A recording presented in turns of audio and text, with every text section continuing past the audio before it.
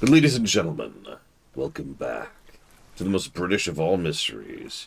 Who stole the Yorkshire pudding? What you missed last time was everything. I know I like to summarize. I know that's some thing we're doing, and I know I've gotten like two people who say they like the summary from the previous VOD, but it's kind of hard to summarize a game like this, so here's the super duper summary. We're Columbo, right? Except when we're not, and then we are again, but also we're not. That sounds terrible, Ben One-Eye. Considering they've upped the interface and the whole system has been improved top to bottom. Like, I don't know what else could be done at that point to make it smoother. You could just skip categories if that's really the issue. My goodness. Also, people keep suggesting new categories every year, which might be contributing to that a little bit. Anyways, but no, there's been a couple of issues. Walkthroughitis is something I've given a negative to, but there's a built-in hint system. The interface is fine. I've been debating. Damn it, Larry. I've been debating giving a sound negative because there's just been some weird, like too loud and too soft stuff. I don't know. I'm still torn on that. Story-wise, it's been pretty solid. It's been well written enough and well acted enough to be exactly what it needs to be. And while I don't want to overpraise the acting, it's like I said yesterday. You ever had really good bad Chinese? Because that's what this is. This is really good bad Chinese. Trust me, I do absolutely mean that. Stay positive.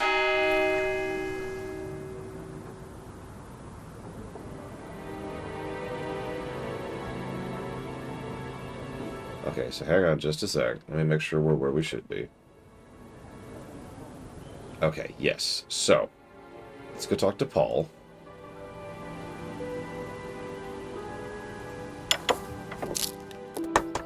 A few more questions, if you don't mind.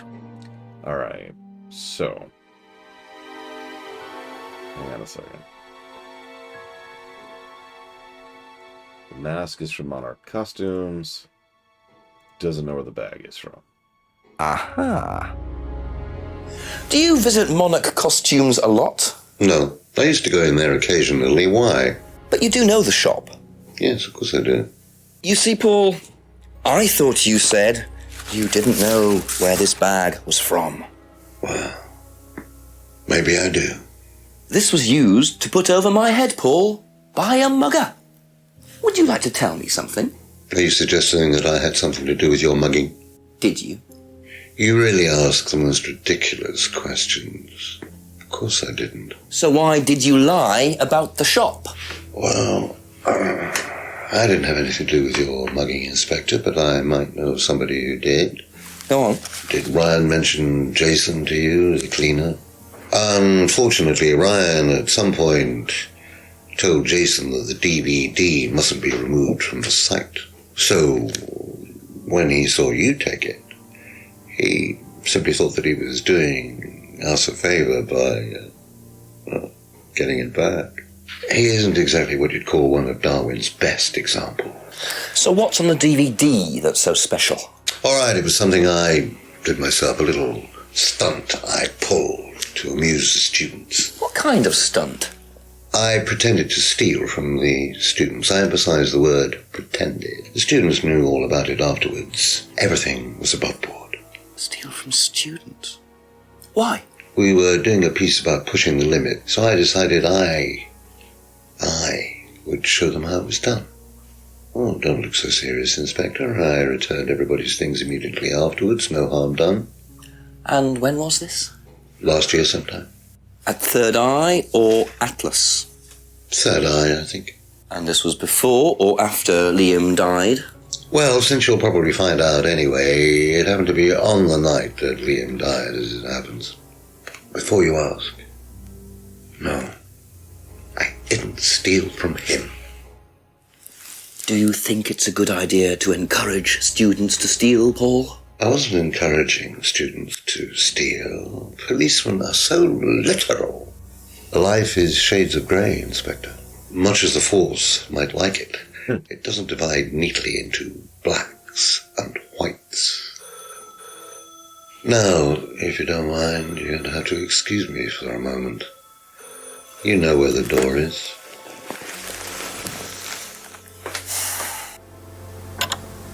I love Paul. We actually had He less... was quick enough to claim he didn't steal from Liam. What kind of stunt was that anyway? And Liam dying later the same night? It's just all a bit too suspicious. We didn't have much in the way of fireworks here last night. Just a few. They've been setting them off since, God, Saturday or Sunday. One of the two. Back when I lived in KC, you'd hear those for days, though. Well,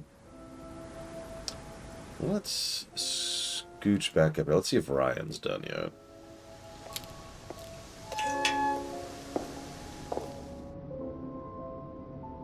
Hi, TSB.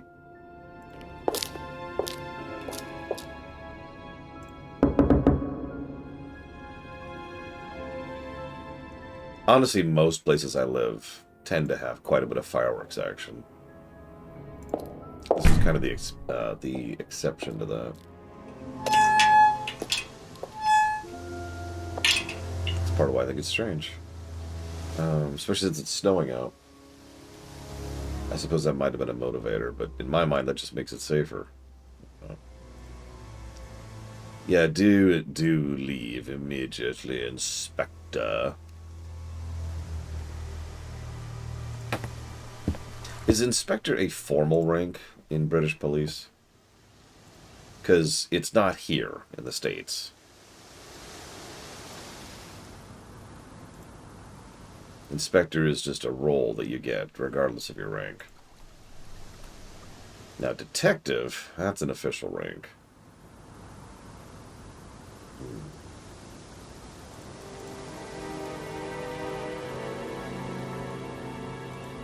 Oh, hang on. Let's do the rounds really quick.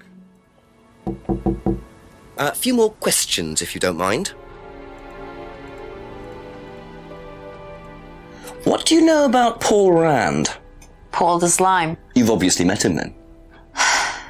Yes, I have. What do you know about him committing a fake theft during one of the courses? What, about him going through people's bags? Yeah, he tried that thing on me as well, weirdo. So you were at Third Eye? Yes.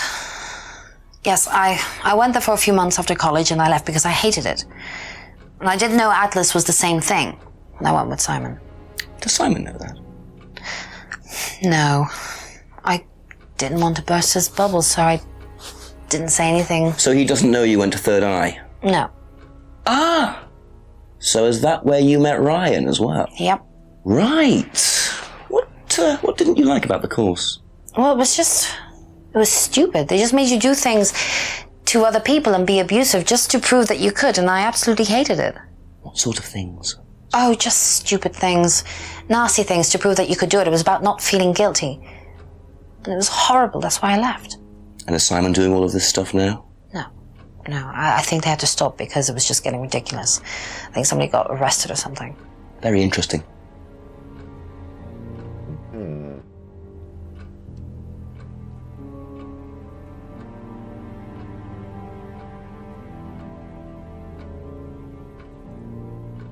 You know, I still think Simon's homebrew is the key to all of this.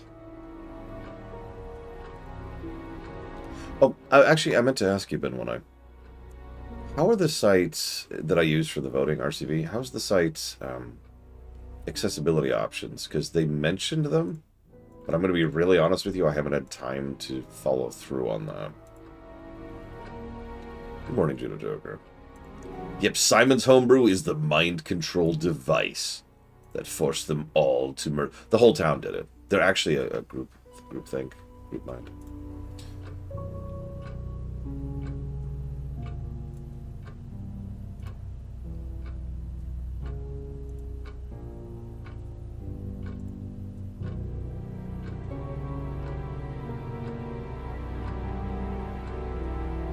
Thank you. Probably be back later. What do you know about Paul stealing money from students? Part of a stunt or something? What, did he do that? I've never heard about anything like that. No, it might be part of the risk-taking thing, though. Explain that. Well, it's part of the course. You have to do something dangerous or risky, something you wouldn't normally do. Something dangerous? Well, not dangerous, just risky. Like saying something you wouldn't normally say to someone, or doing something unusual. Like stealing from other students? Well, we didn't do anything like that, but you have to tell everyone at the end of the course anyway. And you're not allowed to do anything that would hurt or offend anyone, or you're not allowed to do anything really bad. It's all pretend, really. It seems a bit odd for a business course. It works, though. Does it? Good morning, Game Geek. I hope Yakuza's treating you well.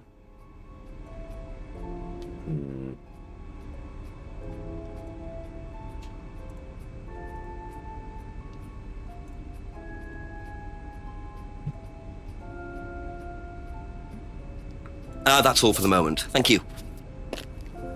Okay. Let's go get mugged again really quick here.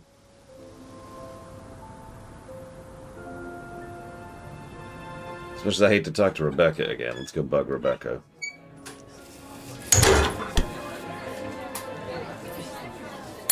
Couple more questions, if that's okay.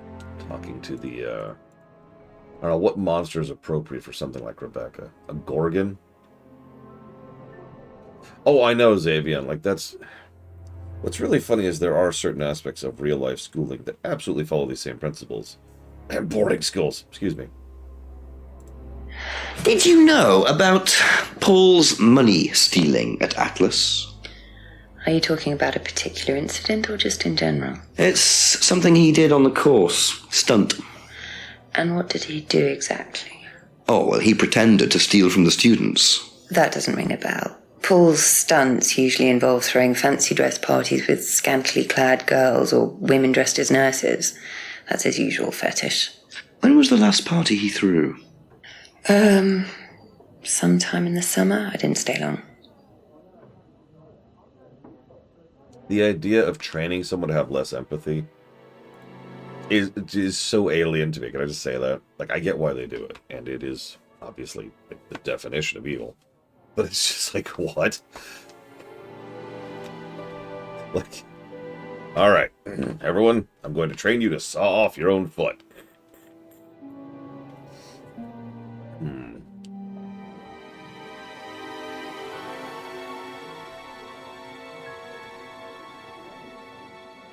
Be back later on, if that's okay. Yep. Conditioning for service. Hello, Act.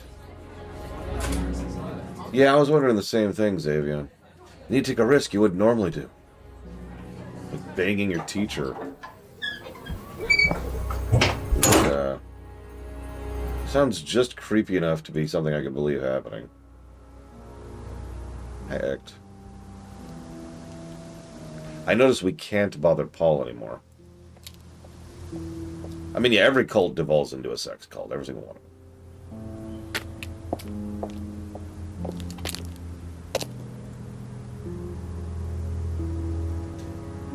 them. Except in fiction, obviously. I meant in real life.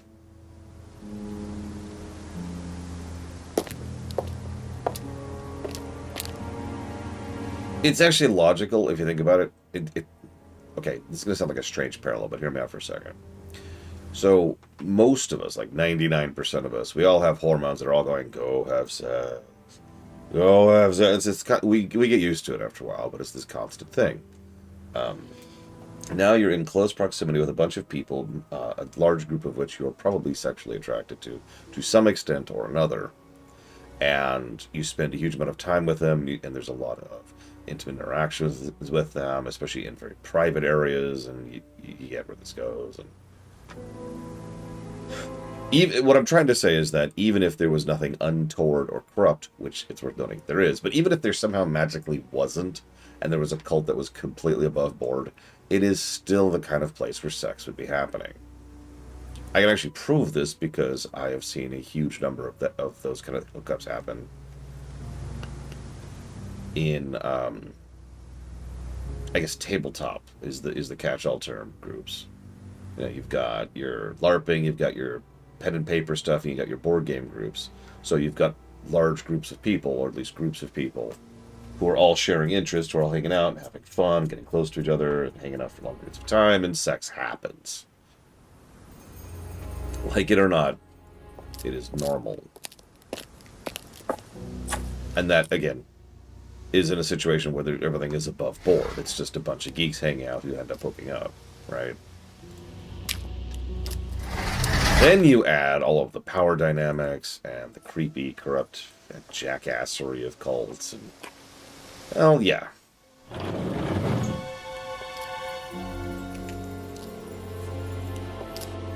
Yeah, indoctrination. You must train your mind to accept things you would not normally accept. So take off your clothes.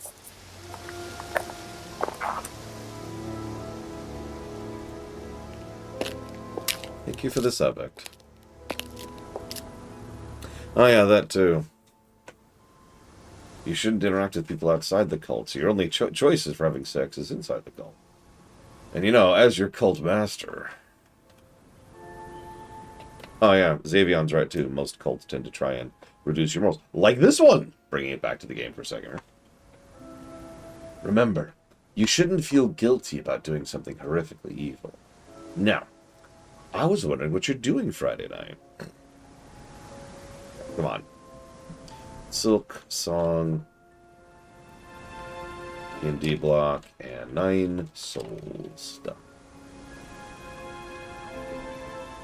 A few more questions, please. Thank you. Apparently not. Never mind. Okay, that's it for now. Thank you.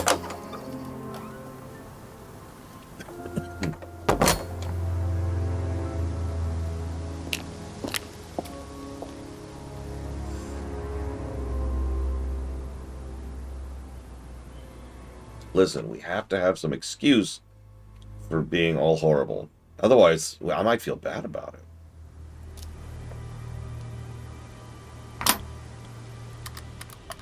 Honestly, yeah, chill Pangolin.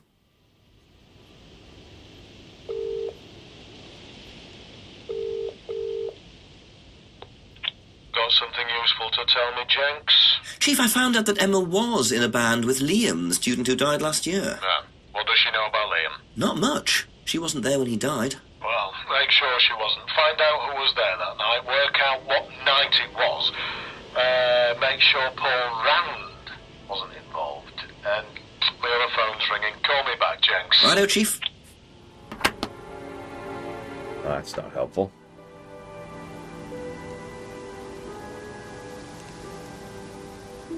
Well, let's see if Ryan's popped in yet.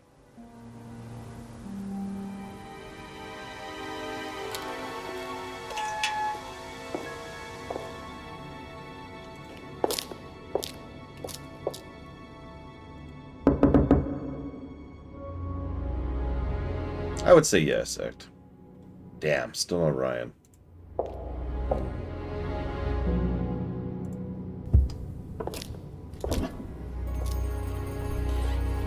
Yeah, what's interesting is, while there's obviously some degree of cultural morality norms to human society, in my experience, most people will feel bad about doing bad things regardless of that. And that's why so many people seek some kind of excuse, right? Some kind of rationalization or justification for it. Can I just comment on something really quick? Sorry, I'm pausing on the screen, but I was in mid-sentence. Who designed this room? Really look at this for a second. Take us in. Okay. So we've got the curtain. We've got the sink. Okay, so the water main's over there. Stove is over there. Cool. Then we've got a DVD player. Then a door.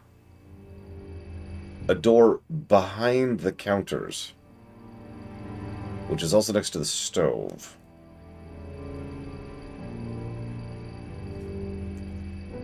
Now,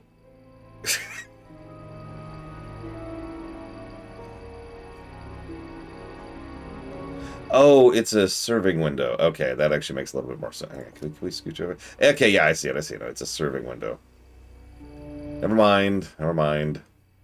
It just looks really weird for a moment there.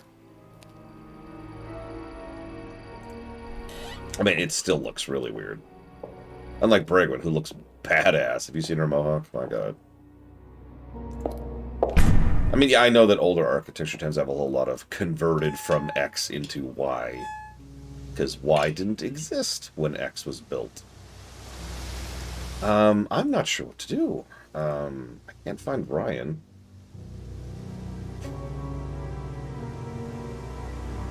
And nobody's done any overt contradictions that I've noticed.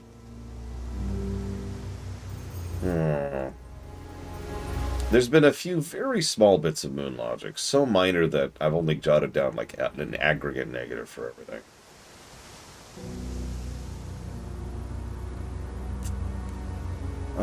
Okay. Okay, hang on, let me look at my notes here.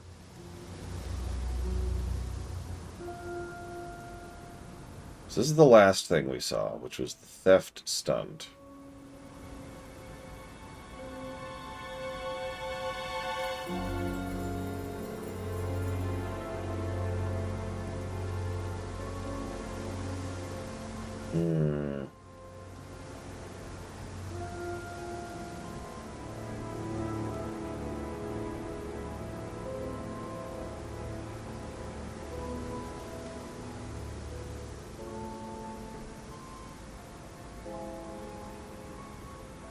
See, that's what I was thinking, Huthor, because the chief obviously pushes you towards them, but like,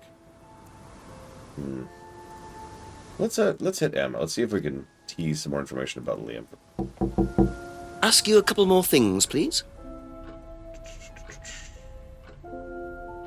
We've already caught her in a lie, but we weren't able to press that, if you remember. That didn't know Liam very well. Happy New Year, Ben One-Eye. I noticed you didn't answer my question, which is disturbing. Ben One-Eye, I accuse you of being British. Civilization 4. Kingdoms of Amalur. The Age of Mythology R. And appreciate you.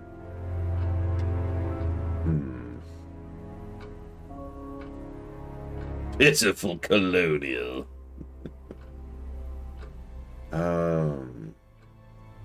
My favorite? Oh, received pronunciation, easily. I know it's kind of like the classic. Although, I suppose technically, I don't know what it's called. It's the oh, God. Oh, blimey. It's the orc. It's the orc accent, right?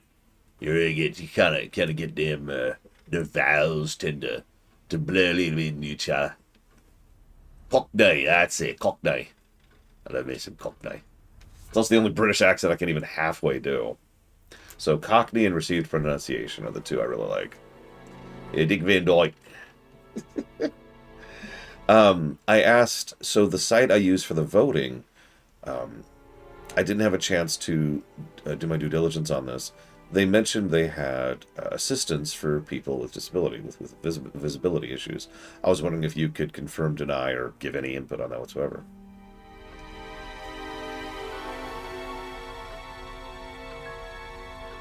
Listen, you gotta get a right proper accent there. Just kind of make it completely understandable. Alright, so, hang on, used to sing. Was offered a singing contract. Band played often at the pub.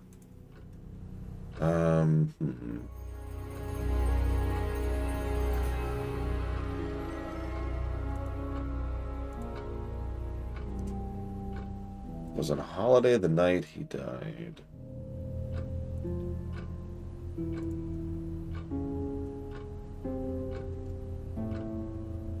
Well, no, what she said was, she doesn't like beer and she only drinks wine and hates spirits. Excuse me. And that doesn't, I mean, we could try it, but that's not a contradiction because she could just have wine at the pub, right?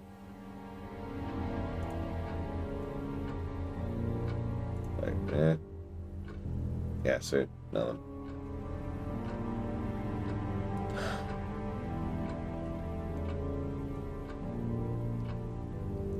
I might have to look this one up, because the in-game hit system isn't helping me here.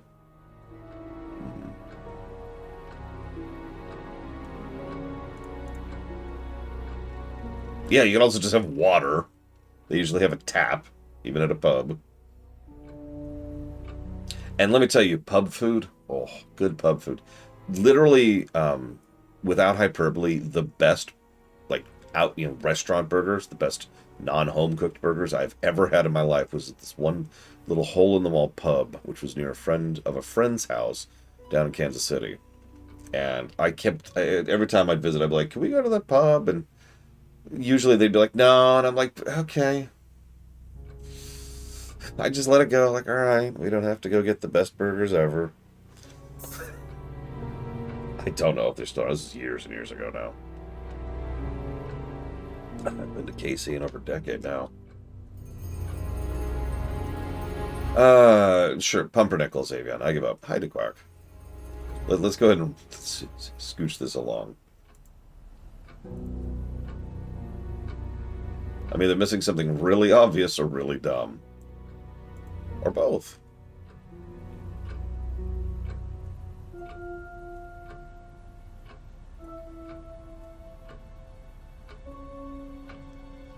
Okay. Yeah, I do remember that, Xavion. So, hang on. Oh, right. She said she was on holiday. Yep, okay. No, I did actually miss that. Aha. So, you witnessed Paul's money-stealing stunt, is that right?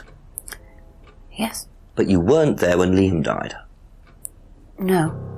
Don't quite understand that, you see, because Paul pulled the stunt on the same night. Liam died later that evening. I must have got mixed up. So you don't know anything about Liam's death, even though you were there on that night? No. Emma. You're such a horrible liar. I think you better explain, don't you? Well, it was the stupid course, wasn't it? Go on. Well, we were all told to do stupid things, and then that thieving thing happened, and so... Take a breath, Emma. Liam killed himself because of me. Why?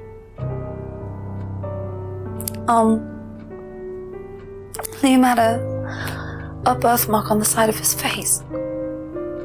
And no one would mention anything, even though we all knew it was there. And they all thought it was ugly. So I thought I'd say something, and I even asked Paul if it was okay to say it. What did he say? He said he wouldn't mind. Then Liam killed himself. Liam's dead because of me. Well, Emma, I'm quite sure you regret what you said, but I really don't think you caused Liam's death. There's always more to these things than meets the eye. It wasn't your fault. We can't tell Simon, please. Simon doesn't need to know. Don't worry. Thank you.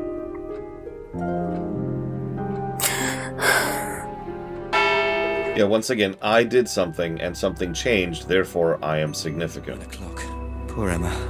I suppose it's possible that what she said led to Liam's death, but I really doubt it. I blame the Rands before I blame her. Yeah, no kidding. But then again, the Rands wouldn't feel guilty about it, whereas she has probably felt guilty for probably about a year. Yeah, what, Goltec?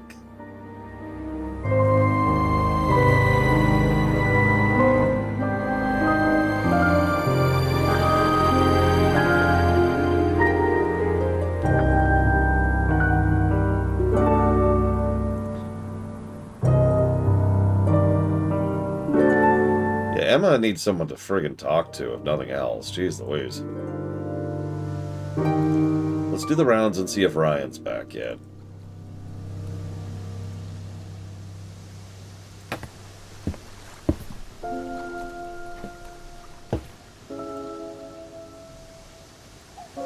Well, but you're not supposed to feel guilty, Huthor.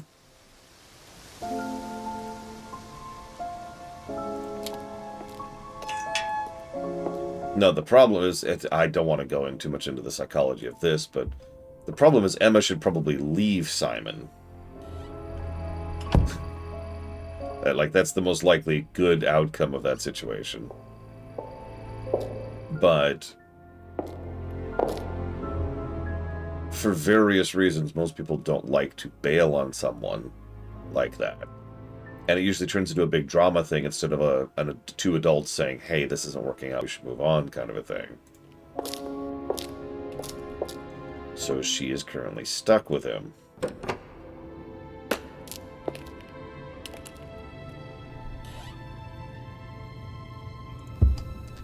Yeah, exactly, Luthor. Like, breakups tend to be messy. But they honestly probably shouldn't Just a few be. more questions, if you don't mind. I know. That's like saying, you know, we should have nuclear fusion by now, but we don't. But it's true.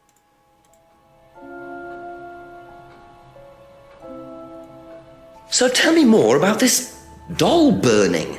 It's a symbolic ceremony we perform every few weeks on the course. He's always got the sniffer. It's about burning your old personality and finding a new one, a better one. So the dolls are... You.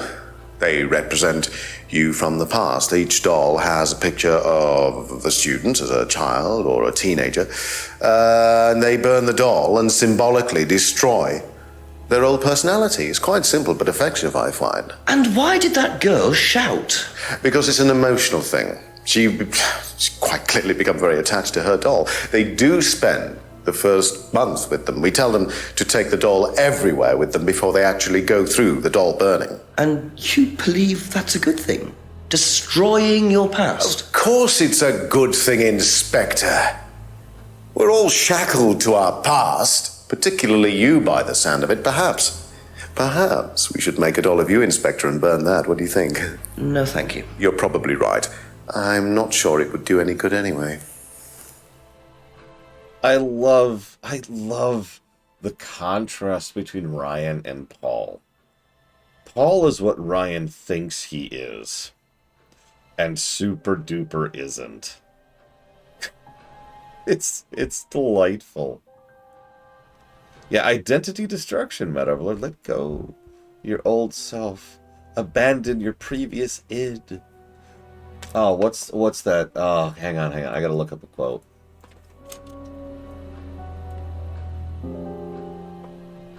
It's one of my favorite quotes from a really strange game. Here it is.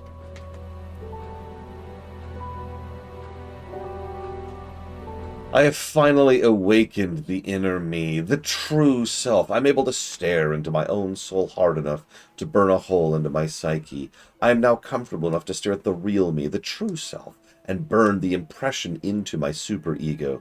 I want to be in this comfort zone at any time, all the time, and no time, as my id tells me how to progress with... And then she gets cut off.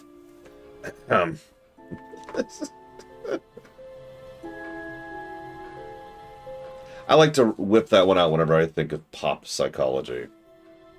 Earthbound Act.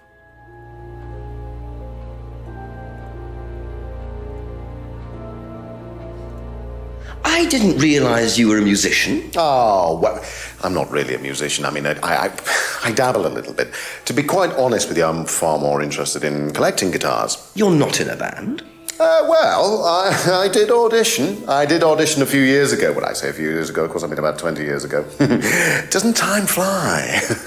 What band was that? Oh, I can't remember. Something Stone. Aren't they all called Something Stone? Hammerstone. That's it. And you still collect? I haven't bought a guitar for over a year. I feel I've moved on.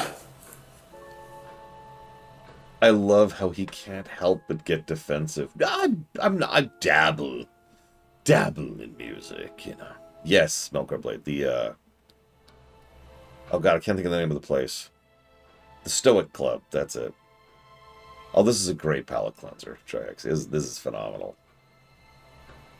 Yeah, you know, every now and again. Let's see. Yeah. Can you tell me about auto-hypnosis? Well, what would you like to know? Do you use it on the course? We dip into it occasionally, but it's not a major feature of the course. I would say that Well, a minority of the students know how to use it, but the majority wouldn't know and have a clue. It's not a requirement of the course. No, not at all. We don't ask people to do things that they're not comfortable with. There's no bribery, no coercion. We're thinking about phasing auto-hypnosis out, actually. What's the reason for that? Well, to be perfectly honest with you, Inspector, it doesn't actually work very well.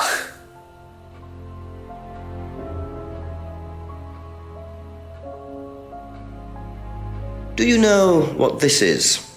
Well, I think it's a bag. Is it a bag, Inspector? The shop. Oh, yes, the costume shop. Yes, we used to hire from them.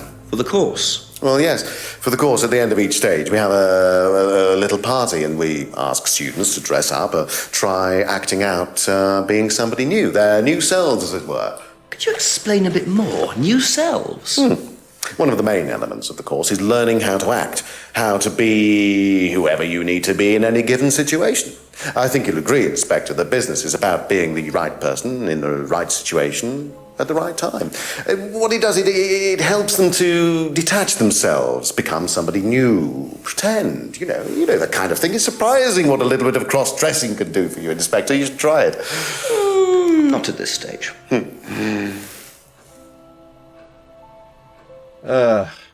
Anyways. Yeah, listen, I dabbled, which meant that I wasn't skilled or dedicated enough to gain the skill. So I gave up. I couldn't throw enough money at it, you see. I have a lot of that. Anyways. Oh god, Armored Core 6. By the way, thank you for answering, Ben One Eye. That is good to know. It sounds like they did actually improve. The whole thing is so much easier to set up on my end, and I've heard good things from other people too. Anything to make the voting a little bit smoother. So, just real quick thing. I had someone ask this yesterday. You might be wondering why some of these shots seem like they happen at the same time, and that's because they did.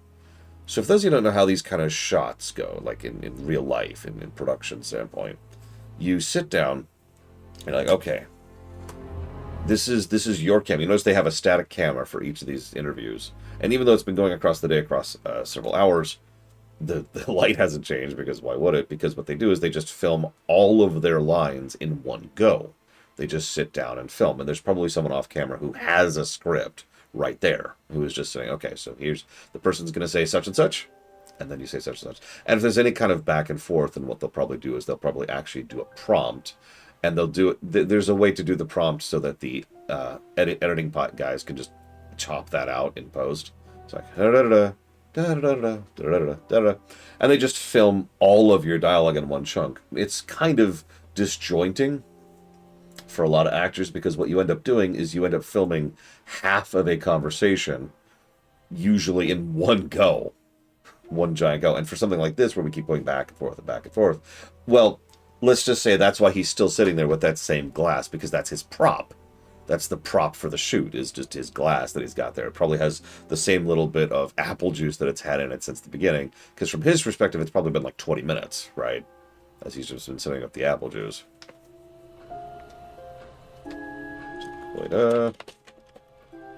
Xenosaga, Neo, Max Payne 3. Couldn't tune a radio. They couldn't tune a radio. You gotta say it right. Thank you for being part of the show, Dakota. Hang on.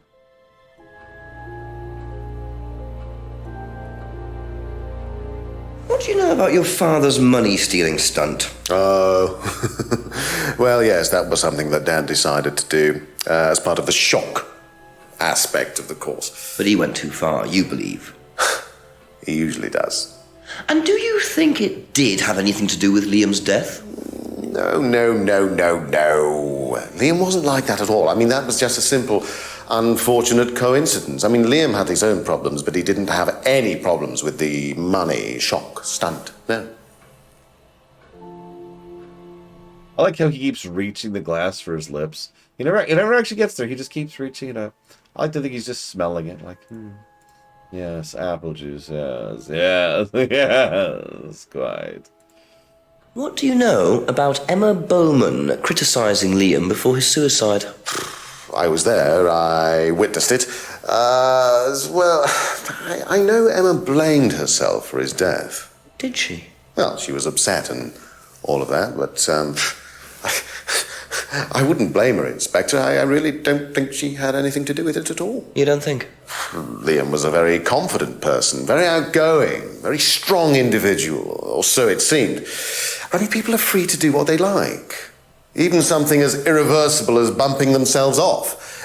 Sad though that is, of course. I believe. No, you might even say he dabbles. No, I like that more quickly. And I'll take that as a compliment. I have been a director several times in my life. Even for live action, although most of my experience at this point comes from the theaters and the rewrites. Because that's how I tend to do that as well. Like, okay, you're voicing this character.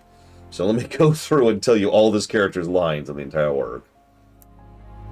And how I want them to sound. And here's who you're talking to, and here's what their tone is.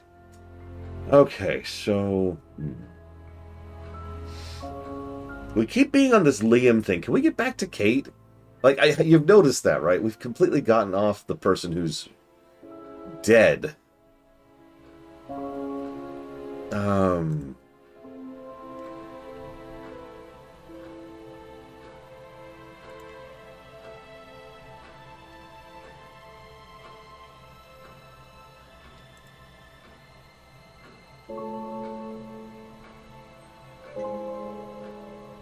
just gonna try. I don't think this is it, but...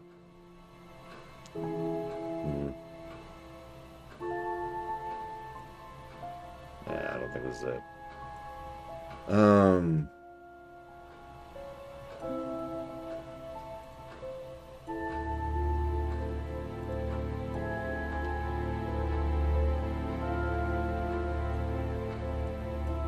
The dead outnumber the living. They always will. Until we cure death, obviously.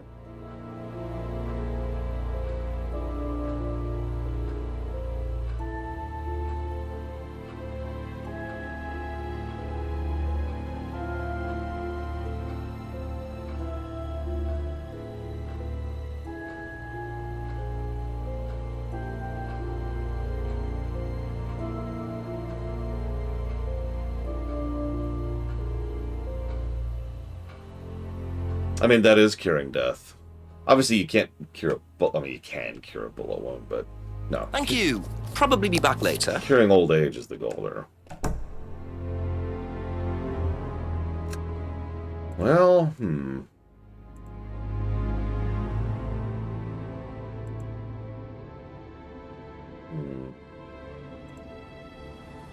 Scooch back down here. Let's bother everyone's favorite character. A few more things, please. Everyone's other favorite character. Do you think Emma's criticism of Liam on that last night led to his suicide? I doubt it helped. Did you encourage Emma to criticize him? I didn't encourage Emma to do anything. I merely told her what we tell every student to do, to express themselves as they want to. It would be out of order to criticize them after that, wouldn't it? However, I didn't expect her to criticize his birthmark, if that's what it was. That's a decision she took herself. So you didn't know her well? No, not at all.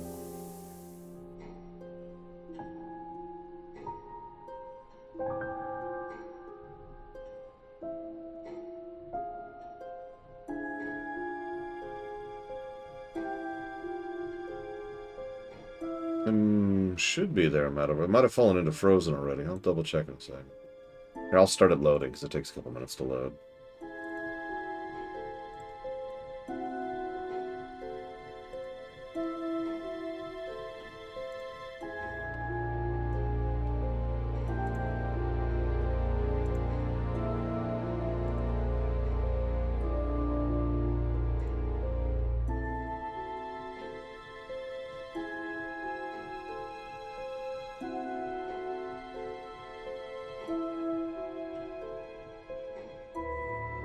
Still, we keep being on this Liam thing.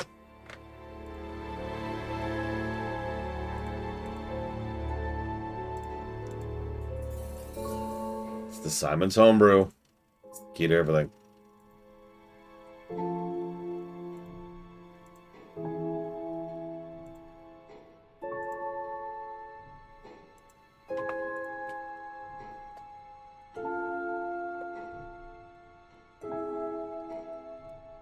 Yep, there it is. Metaphor hadn't been donated to for 195 days. So it fell into the frozen list.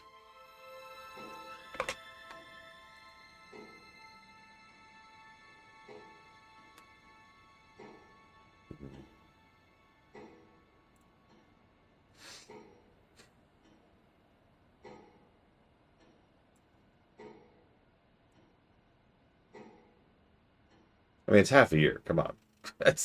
I'm pretty lenient about the frozen list, but if something's just stagnant for 6 months, it's like, all right.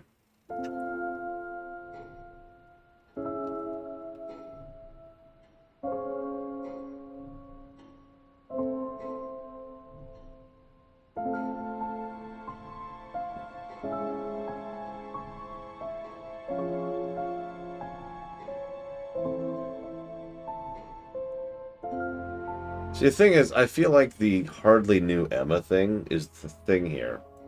But as I'm thinking about it, I don't think he has actually talked about Emma elsewise.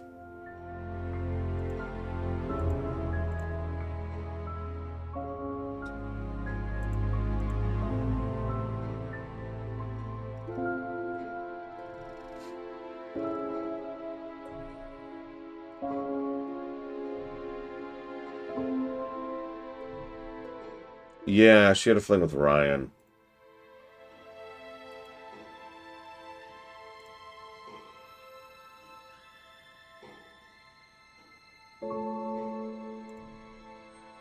Yeah. That's why I'm like, he might not have known. He might not care who his son's sleeping with.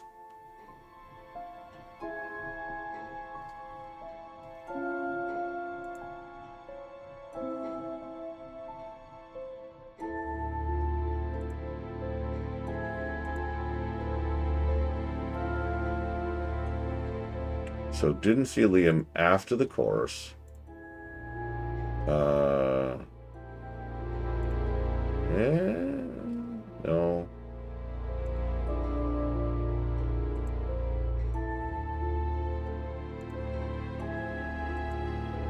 Still no. Yeah.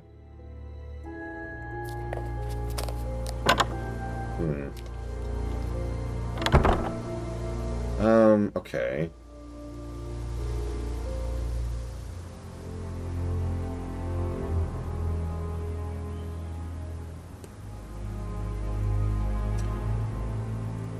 Oops.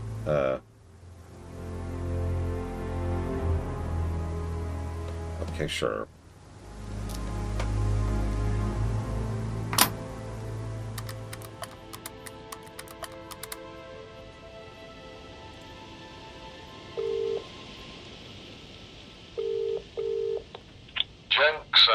Yes, Chief. Bit more news. It turns out Emma was with Liam on the night he died, and she thinks she caused him to commit suicide. She made fun of him, mocked him as part of the course. Nice of her. Why did she do that? Requirement of the course, apparently. To say something offensive. It's meant to encourage free thinking. Interesting opinion. And I suppose the Rams just think that's what, par for the course or something like that, do they? Well, Paul wasn't too bothered. He claims he didn't know Emma, so couldn't have predicted what she was going to do. That doesn't wash. What does Emma say about him? She does not like him. Really doesn't like him. So she must have known him well enough. How well did he know her? He claims not very well. Well, make sure he's telling the truth. Oh, I've got a cup of coffee to make. Coffee? Yeah, okay, thanks, Chief. Right. Yeah, but yeah, I already tagged that. So like, okay, hold on. Let's do the rounds really quick.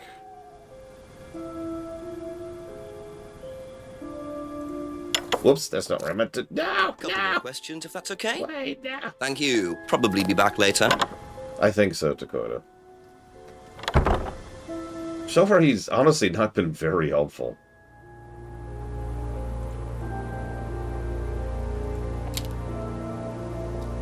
Gosh darn it, where is the... I'm apparently blind. Hang on. Yeah, exactly, PB Good Fate. Well, let's hit Rebecca real quick. While we're here. A few more questions, please. Got it. That's all for the moment. Thank you. Yes, my resolution this year is to figure out a way to make the world a better place.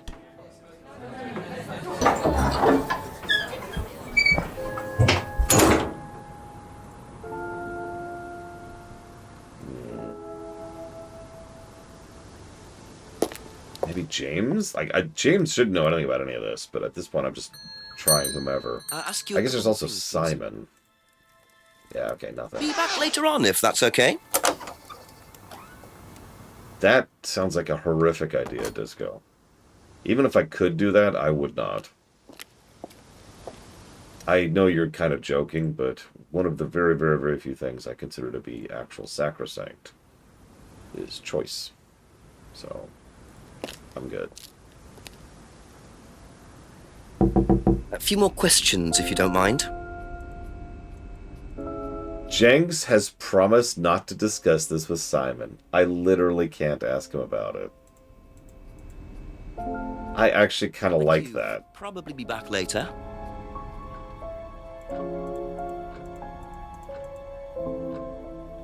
That's it for the time being. Thank you.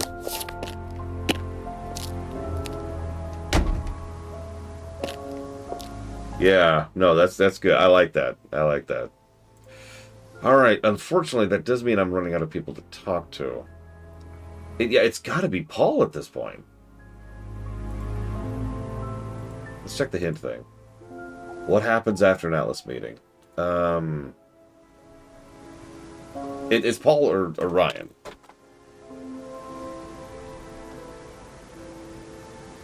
Let's... what did Ryan say here? Mash.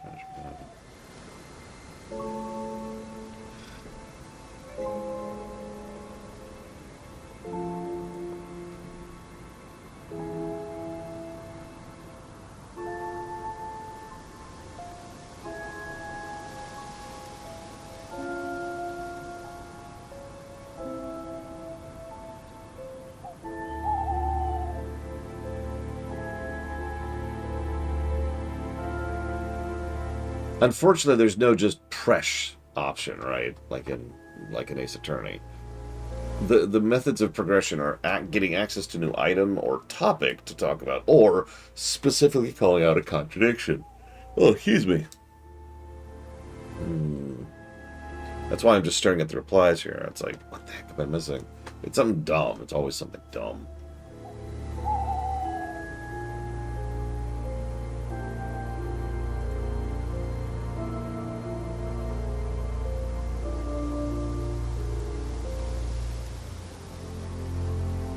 We've wandered the woods a couple of times. We've also hit the town center a couple of times. I guess we could wander again. I don't remember if we have since I hit 9. By the way, another little funny factoid. You're probably wondering, why does the video look a little bit strange? It's because all of these are the same shots they've always been, but they're applying a color filter to make it look darker. You've probably seen movies pull this trick a lot. And it looks fake because it literally is. Yeah, color grading, exactly. Again, it's a very, very, very minor thing that irritates me. I have to be honest, if I was doing this, I would be this kind of psychotic weirdo who would actually take separate shots of each of these at the different points in time. There's plenty of ways to do that, too. It wouldn't actually be all that time-consuming. The only thing is you'd have to have someone with a watch, right?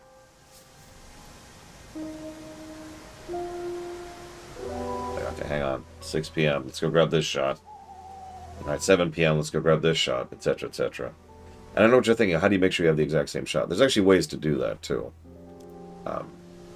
First of all, most cameras have a way to aim them. So, for example, we don't see it here on this shot, but the person who's actually behind the camera probably has a little aiming reticule there, at least if it's a good camcorder, where they could just aim it at a very, very specific thing and say, okay, for this shot, and you write it down, right? You make a spigot, that's where the actual spot is, where you plop the thing down, and then you aim it at that thing. Stuff like that. I will also admit, speaking as a director, I wouldn't care if it was completely exact, but there's another option. So the idea here is, of course, to make it very, very, very, very, very similar to the original shot. But if that's too difficult, maybe you don't have the high quality camera, maybe you don't have a really good stand for it, maybe you just don't trust in it being as precise as possible. Okay, that's not really a huge issue. In that case, there's two other things you do. First of all is what Dakota just mentioned. You just spend a day or 2 or 5 or whatever taking the shots, right? This is especially easy if you have multiple cameras, but since you probably only have one, you just spend one day taking one scene's shots, and then you spend another day taking the next scene's shots, and so forth and so on. And just do that slow mode across several days. But if that's unacceptable for whatever reason, you just take a different shot each day.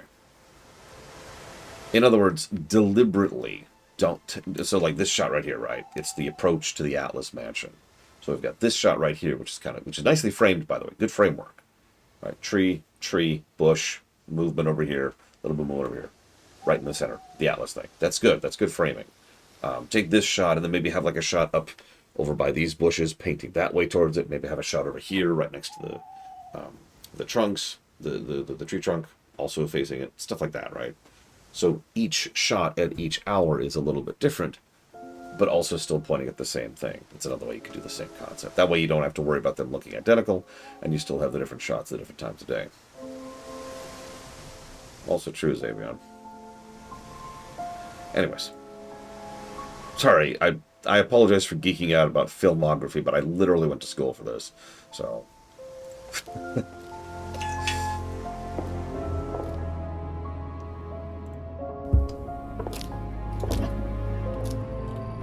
I learned a lot. All kinds of stuff that had never even occurred to me. I know it's weird, Disco.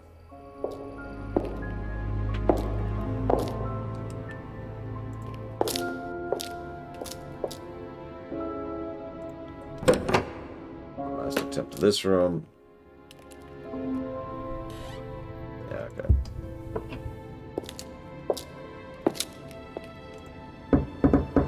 A few more questions, if you don't mind.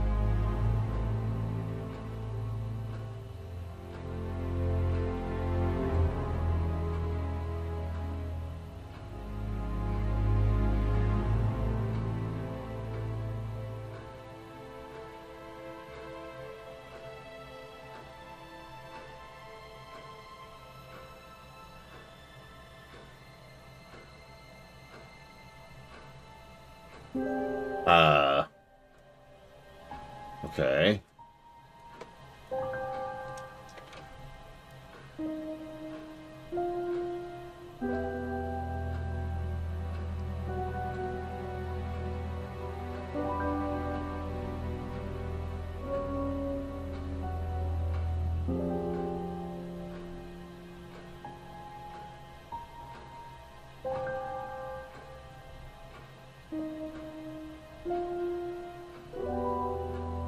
Thank you. Probably be back later.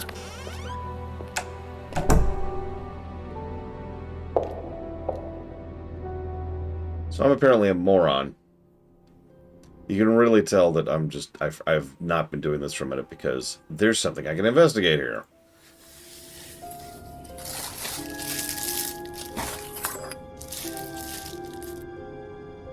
That'll come in handy. Don't know why I never remember to buy one.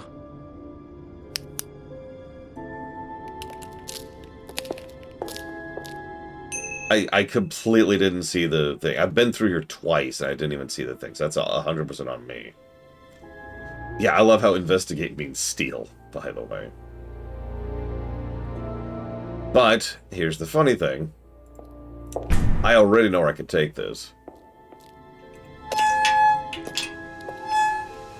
I looked that up. I found a bullet point walkthrough. So, back to the pub. You remember? He even you think I don't pay attention? He specifically called out, it's too dark to see what's behind there. And I do remember that. I've just been kind of waiting for something to circle back to this.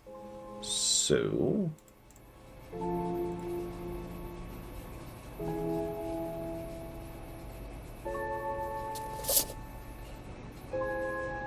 what's this? It says evidence.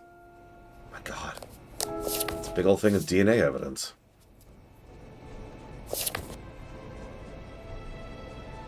Well. And there's the mask symbol again. Looks like someone's been trying to make a point.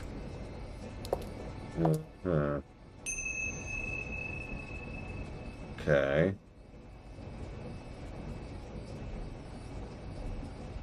Thank you for getting that, Disco. So let's scooch back to Ryan now. I need to start paying attention to that upper right now in case another magnifying glass of robbery pops up. Couple more questions, if that's okay. Do you know what these are? Oh, yes, that's my old car. It was vandalized. I took those for the insurance company. Where did you find those? At the pub. You know who did this? Yes. A girl called Lisa Blint. She was on the course, very strange girl.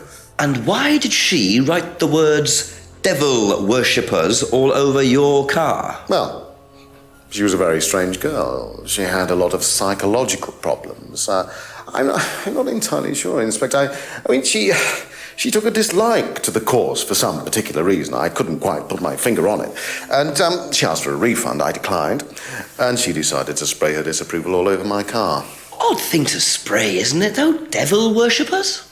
Well, she was a very odd girl, Inspector. Maybe she thought it was a way of getting back at us. I have no idea. Did Rebecca know about it? Well, yes, she did, but I wasn't about to unleash Rebecca on her. She can be quite fierce sometimes, you know. And I mean, the girl wasn't vindictive. She had psychological problems. She lives in the village, actually. The run-down house at the end of the lane. Can't miss it. Really? Right, thank you. Huh.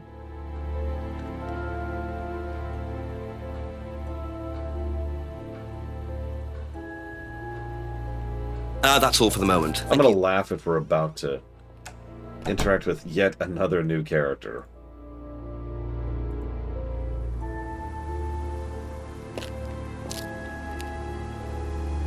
Listen, I told her to put out, and she said no. I don't know what more you want from me. Have you seen these before? No. Don't know the car. That was pointless. Be back later on, if that's okay. Do you know anything about these? Nope. Sorry. Okay, that's it for now. Thank you. Being thorough. I would go ask Rebecca, but let's go down here. Could that be where Lisa lives? Run-down house at the end of the lane. That's what Ryan said, wasn't it?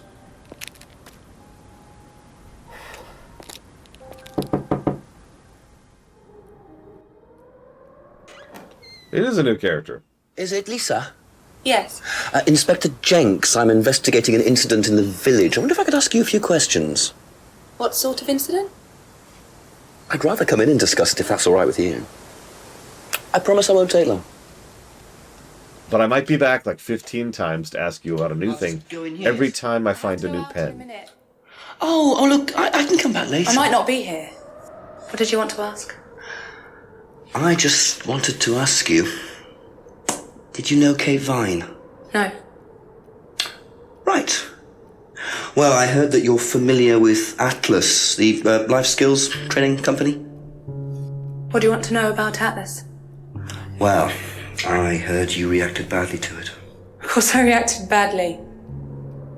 So would anyone. Now, why do you say that? Because they're devil worshippers. Oh no. Devil worshippers. Oh no. They're making demons appear. Oh no.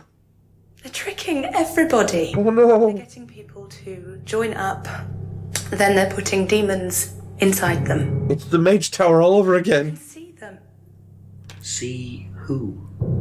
Demons. Where could you see them? In the mirrors. At Atlas. Any mirror. You can't get rid of them. They stay inside you.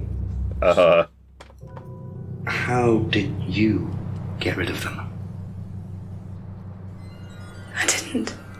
You still see them? I'm sorry. I just don't look. I put all the lights on. I make sure it's all bright. I put them on when I need to look in the mirror. If I make sure everything is bright, I just see myself without... I accuse you of being a demon. Who is the other person? She's like me, but older. It's like her eyes sink in. She's all wrinkled, with a wrinkled mouth. Like she's dying. And then I realize I'm her. No. I'm not me anymore. I'm her.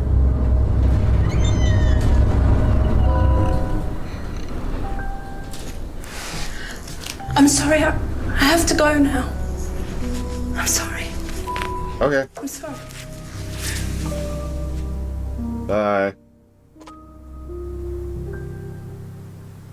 Well, that was amusing, entertaining, but Very fragile and useless. disturbed person, and utterly convinced that Atlas are worshipping the devil. How are Ryan and Paul going to get out of this one? I'm not 35. I'm not. I can't. I had a random, just out of nowhere shower thought last night. I thought about sitting down and thinking about all the Final Fantasy characters that are older than me amongst the main cast. Then I realized there's like 2.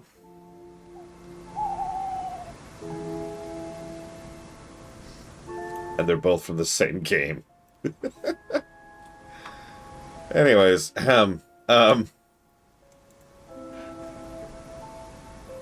Oh, I wasn't thinking about Fusoya or Tella. Sorry, so 4. Cyan and Strago, by the way.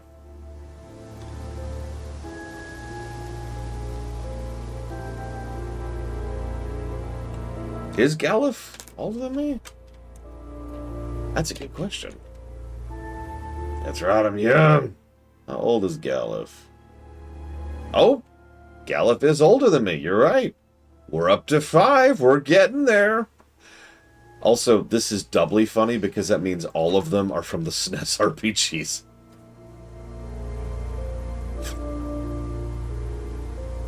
Steiner is 10 years younger than me.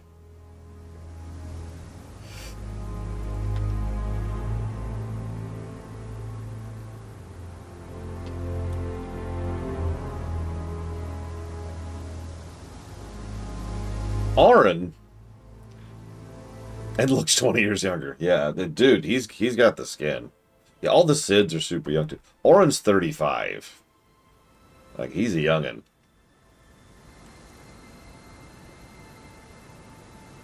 Okay, so hang on. So we've got creepy weirdo McFace.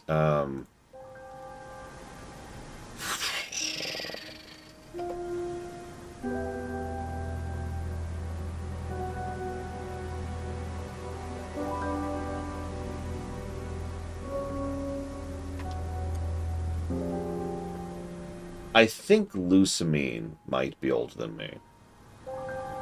Hang on. No, I'm wrong. Lusamine is younger than me. She's 40, by the way. I'm sure plenty of Pokemon characters are older than me.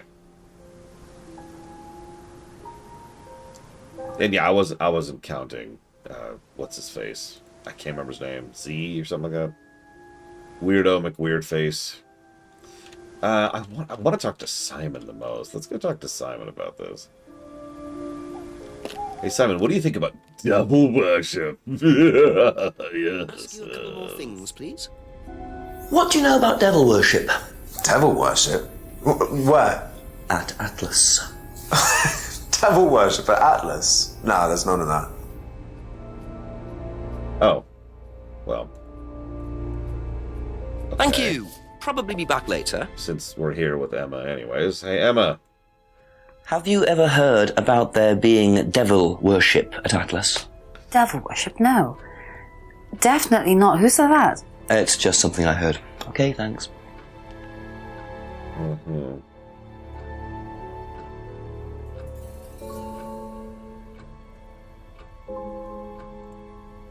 Thank you. Probably be back later. Oh, there you go. Price is older than me. I mean, there's usually the old man archetype in the Pokemon games. There's usually like at least one per game, and most of them are probably older than me.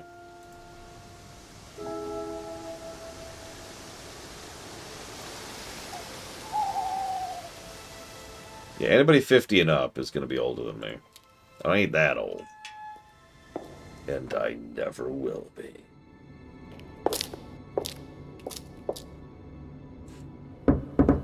Just a few more questions, if you don't mind. Has devil worship ever been part of the course, Ryan?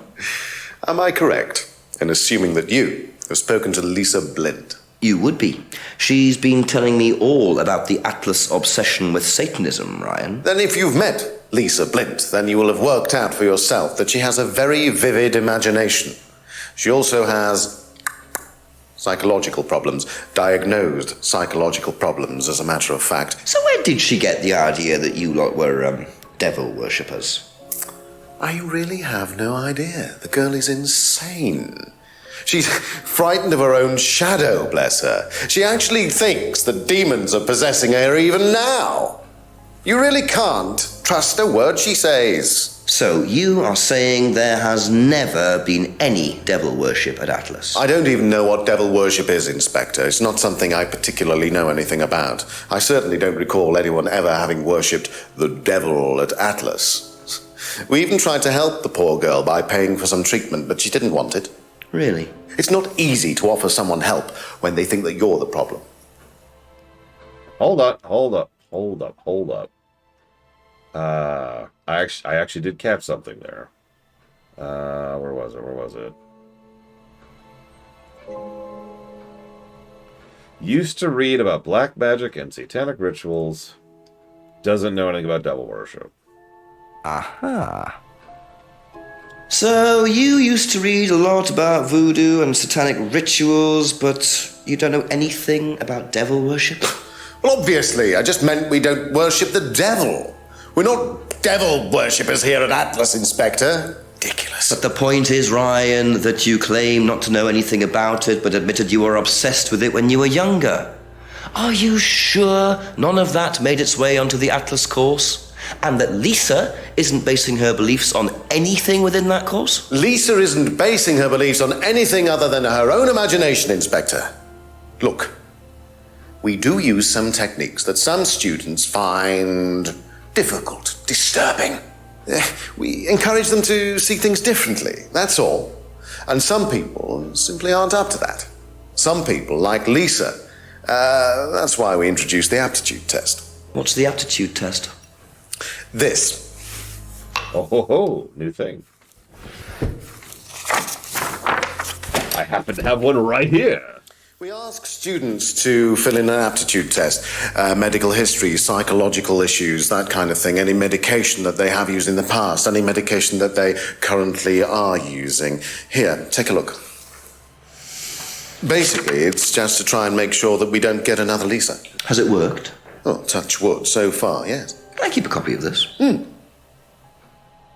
Okay. I wonder how much importance they actually give to this test. And what are they doing that's so disturbing anyway?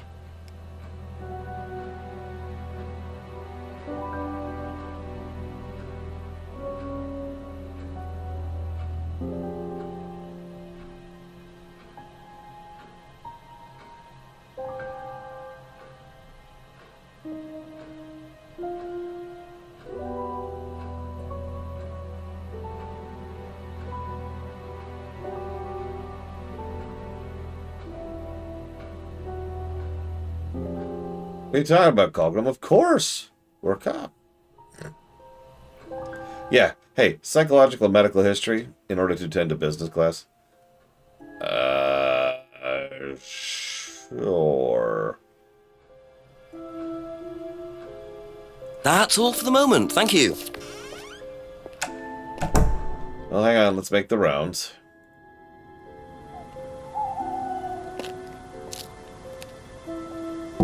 Ask about a few more things, please. Have you seen one of these before? No, not this one exactly, but we had to fill something similar in on the first night at Atlas. One of those aptitude tests, fitness and stuff like that. Okay. Be back later on, if that's okay.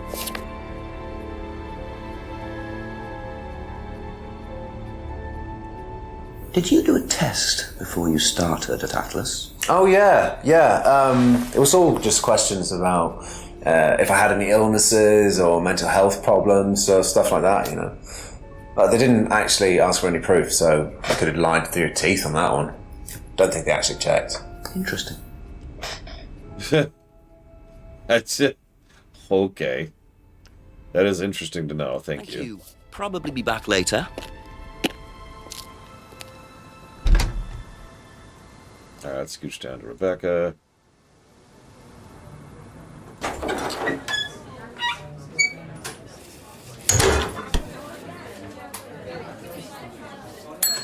Couple more questions, if that's okay. Do you know anything about this? It's the aptitude test, isn't it, for Atlas? What do you want to know? Do you know why it was introduced? I think they had some trouble with some unsuitable students. I suppose you have to be careful who you work with. Okay. Have you ever come across anyone interested in or involved with the occult? As in black magic? No, why? Atlas don't use occult techniques or anything like that? Atlas? Not unless Ryan's got a secret he's not telling me about. Why, who's been talking? Just a line of inquiry. Okay, thanks. Ryan would never keep secrets from you, Rebecca. That's it for the time being, thank you. No, I still think she did it. She's still my top suspect.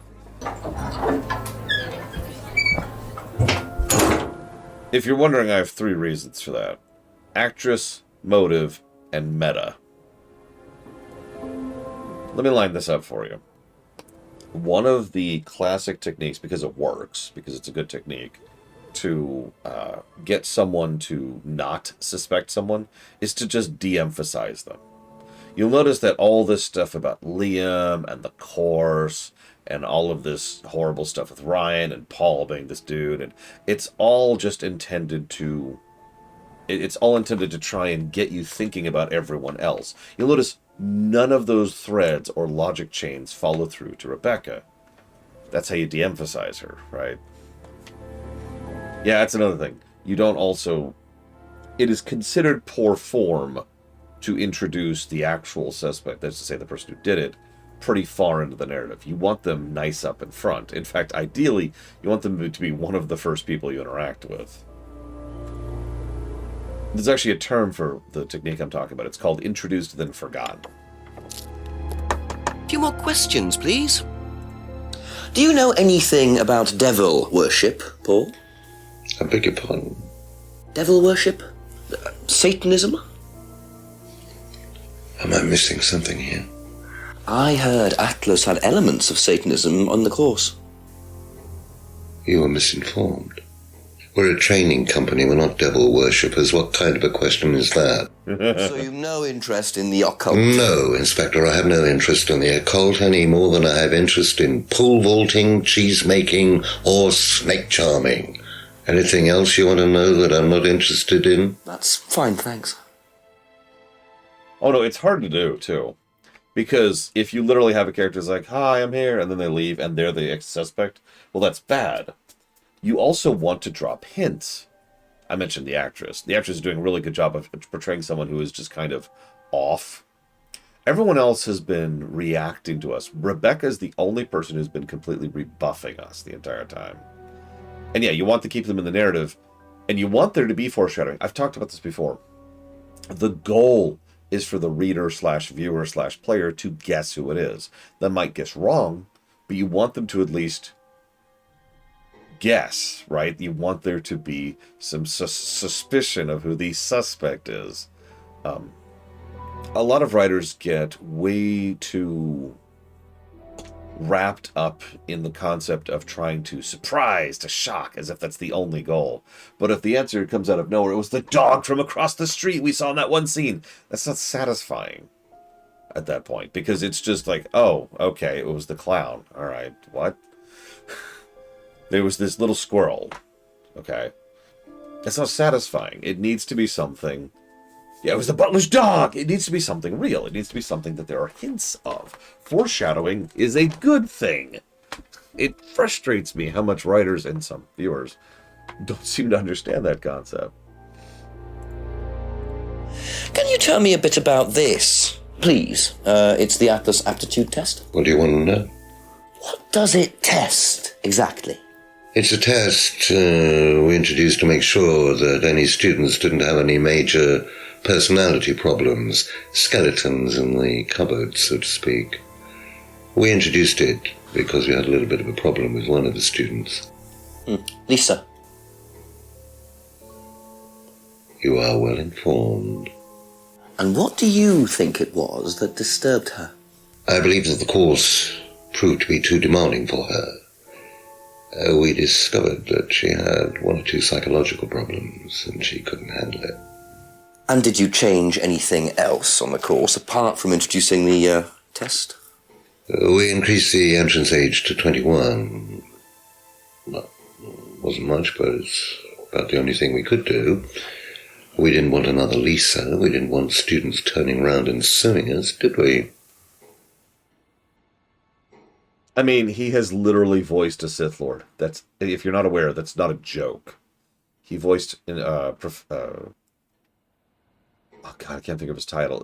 Tremel in the Sith Warrior quest arc. Overseer Tremel? Nah, it doesn't matter. So hang on. Where was here? No, this.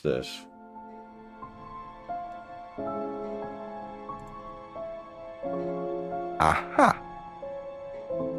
So nobody has ever been affected by auto-hypnosis, except Lisa. Hypnosis wasn't the problem, Inspector. Lisa was the problem with Lisa. That's why we introduced the test. But the hypnosis was the trigger, wasn't it? Lisa arrived on the course believing we were all devil worshippers. She was nuts to start with. We didn't make her like that. Well, as far as I can tell, Paul, you've had one student accuse you of devil worship and two others commit suicide. Some of your students aren't having a very good time on this course, are they? Nonsense. Kate was enjoying every minute of it. She couldn't get enough of it. Really? She was full of the joys of life. Bubbly, confident, flirty. With who? You mean with whom? With whom? Pretty much everybody. Including me, as I remember. Really? And, did you respond? I don't get into relationships with students, Inspector. Company policy. It's not professional. Really? Admission that Kate flirted with him. There's no way Paul would have turned down an opportunity like that. Hang on. Didn't you say...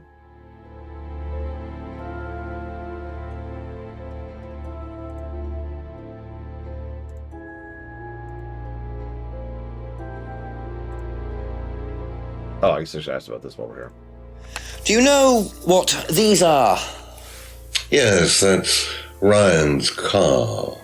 Another toy he managed to ruin. God. It was vandalized sometime last year. You know who did it? I don't believe anybody was ever prosecuted for it. I like the accusation.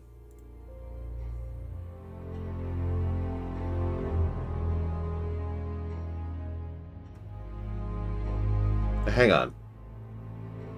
He didn't buy the necklace for Kate, which makes sense. The necklace was for Emma, but he said he bought it for a student.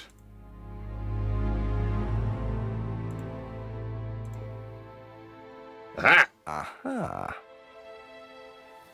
You say you didn't know Emma, yet you bought her a freedom necklace. I don't remember saying anything about buying Emma a necklace. So you didn't buy her one? So you did buy her one. So that means you must have known her, and quite well too. Stop making such a big thing about this, Inspector. Look, I've been around a few years. The clock is ticking. And I admit I have an embarrassing weakness for attractive women. Yeah. It was a stupid mistake. Oh my God. But that's all it was. So you're saying you tried it on with her? No, I didn't try it on. I bought her a necklace. I'm not aware that there's a law against buying presents unless, of course, the Third Reich has been elected while I was at a bridge party. Emma was old enough to make decisions for herself. And as a matter of fact, she decided that she didn't want to be bothered with an old fool like me. So nothing happened, no mistakes, nobody got hurt. All right. Like father, like son. No surprises Hold there. up. I wonder how many students Paul has tried it on with. He mentioned something earlier. Oh God, where was it?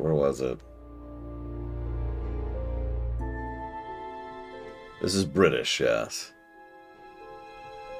If it was Australian, there'd be a lot more. They'd go out and walk into the thing, and we'd have to wrestle an alligator every time we go up and down the street. Oh, I would try Simon's homebrew so much, if you know what I mean. Okay, so...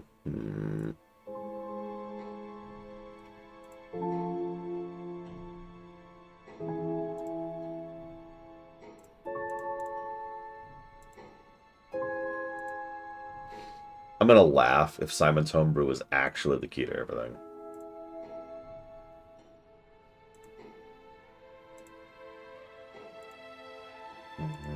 I thought he said something. I think I might be wrong. Maybe I'm misremembering. Is it raining outside? There we go. A bunch of kangaroos are attacking the roof again. Oh, cold blimey. Let me get my pistol. Picks up a giant rocket launcher. Boy!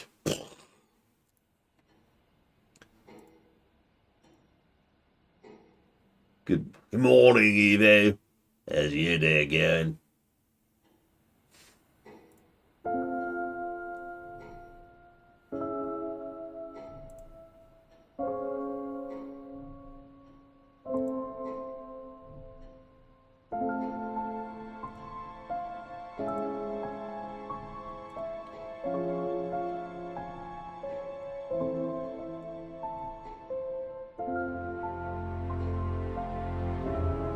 I've got ourselves a right proper walk here. Need to paint this whole tent right.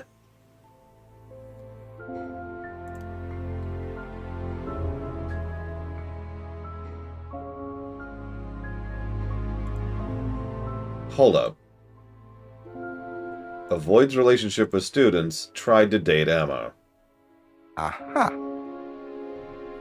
So you avoid relationships with students, except for Emma, who you tried to date. Oh, come on, Inspector. That was a long time ago. And what about Kate Vine? Did you try to date her or not? Oh, don't be so ridiculous, Inspector. Kate was an exceptionally clever girl. She knew exactly what she wanted, and she knew how to get it. You mean that Kate approached you? It wouldn't surprise me if she was playing everyone in the group. Kate had more enemies than you'd think. She was a very, very manipulative young woman. Oh, God. Abrupt. 10 o'clock, it's getting late. I'm gonna have to pick up the pace if I'm gonna solve this by midnight. So, interestingly enough, for those of you familiar with me, God, the music, stop peaking. Oh, there's also some Barbie. Get some shrimp on the Barbie over here. Something I like to pay attention to is completion achievements. Just to kind of casually track how far through a game most players get. So 6 p.m., which is the first trigger, was 80%, and we've dropped off down to 57% at this point. Which is not too shabby, actually. That's a really good retention rate. I know that's not... No, that's good, Huthor. That's well above average. I could point to a lot of other games where that drop-off is way harder than that. So that's a good sign. It means most players are probably actually sticking with the game. Okay, so I feel like none of that helped me. Like, we know that Kate was manipulating people. We know that, you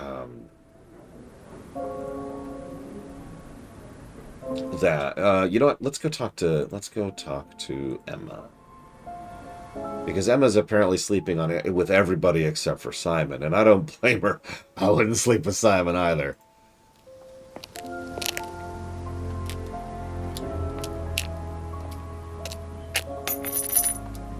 And that's why. Alright, how many takes do you think that took, by the way? You have to... We need you to pull something out, and stuff needs to visibly fall out of it. Probably nothing important, but at this stage, I need all the clues I can get. The good news, you'll notice almost every single one of the times when there's a thing like that that would be easy to screw up, it's a really short shot. That's also smart on whoever directed this. You want to use short cutaways for that kind of thing, so it's really quick and easy to do a retake, because, let me tell you something, nothing gets more demoralizing for your performance as an actor, or for the entire team working on a stage, or a set, or even on location, as having to redo 10 minutes of a take, because something at the 9-minute marker screws up. So you do 9 minutes of footage, and then you do a jump cut, and then you start over, and it's like, alright, action, and then you do the thing that you could screw up. This is actually one of the biggest... Yeah, and then a plane flies overhead. I've had that happen, by the way. That's exactly why... damn it, you're right, Disco! No, you've got me! I was banging him every single day! I still wouldn't try his homebrew, though. If you've ever wondered the major reason why a lot of live-action stuff will do, like, seemingly...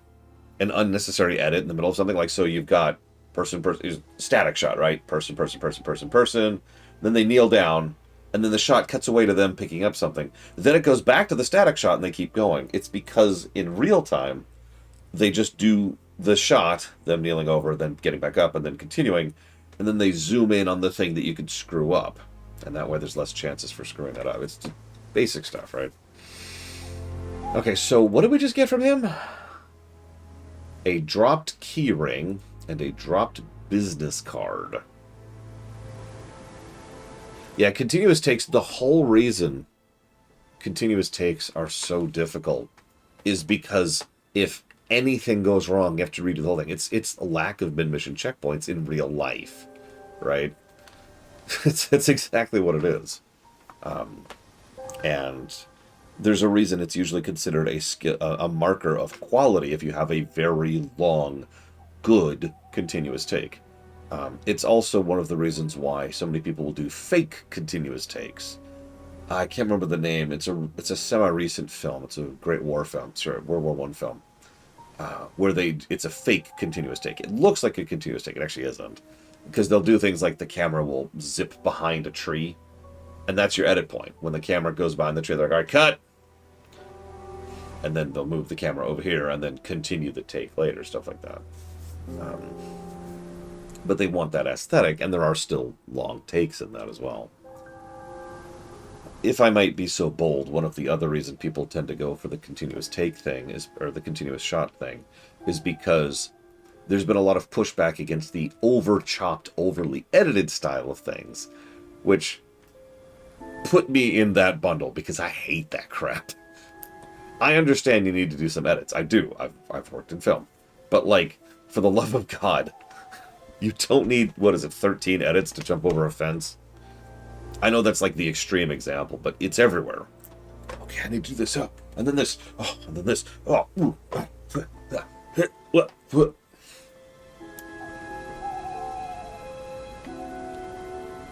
So, dropped keyring, dropped business card. Let's go talk to Simon about his dropped business card. Please.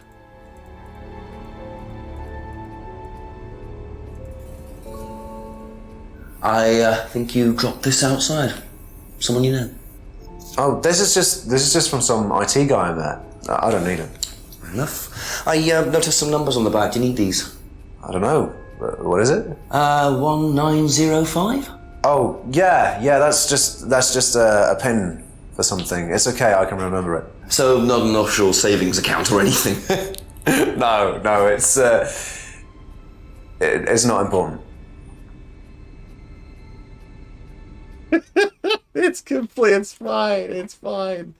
He knows about the offshore saving account where I'm offloading my home brews. We need to discontinue the homebrew operation immediately. Is this yours? Yeah. That's from my keys. Where did you find that? Just outside. Right. Oh, it must have come off when Nathan dropped my keys off. He was borrowing my car. That's very trusting. Yeah, I suppose it is. I am a bit too trusting, really. It's a new car as well. Do you want it back? Also, hold on a second.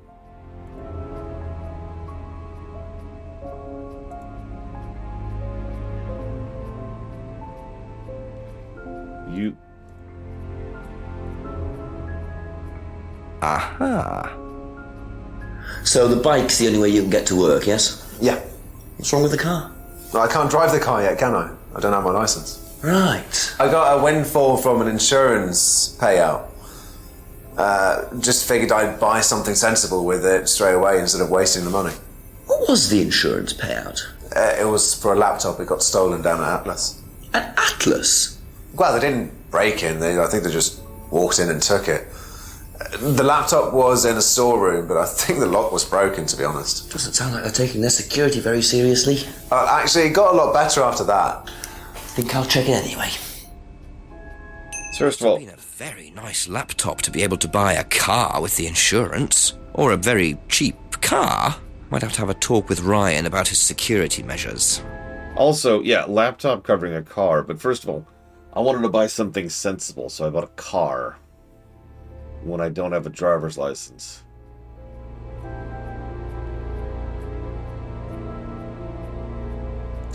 I don't know how car-centric the UK is.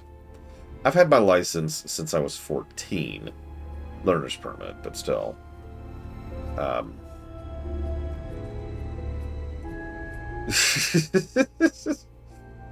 Anyways, Thank you. Probably be back later. let's just go see what Emma has to say really quick. Poor Emma. Listen, Emma, I know you're sleeping with everyone and you think you killed Liam. Well, I've been driving since before I was 14, obviously, Game Geek. Have you seen this before? Nope. Sorry, never heard of him.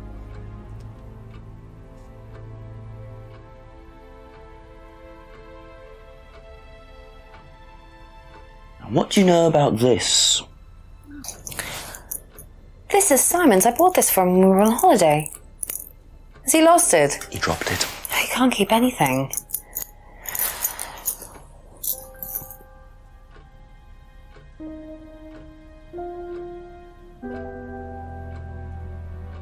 Did you know about Simon's laptop being stolen? Yeah, because it had all my college work on it, which I hadn't backed up or saved. Not that it mattered much, but I did buy a new one.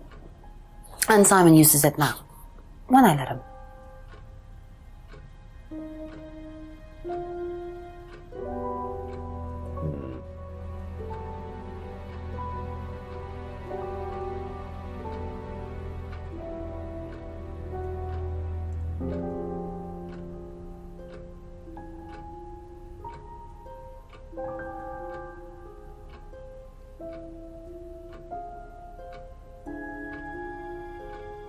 Okay. That's all for the moment. Thank you.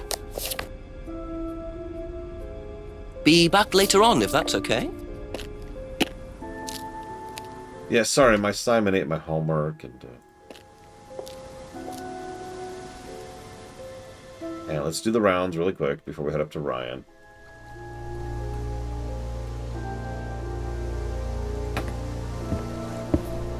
I like to think that they did this jetty just to get that one, the necklace piece, because we haven't had any other interactions there since that one interaction.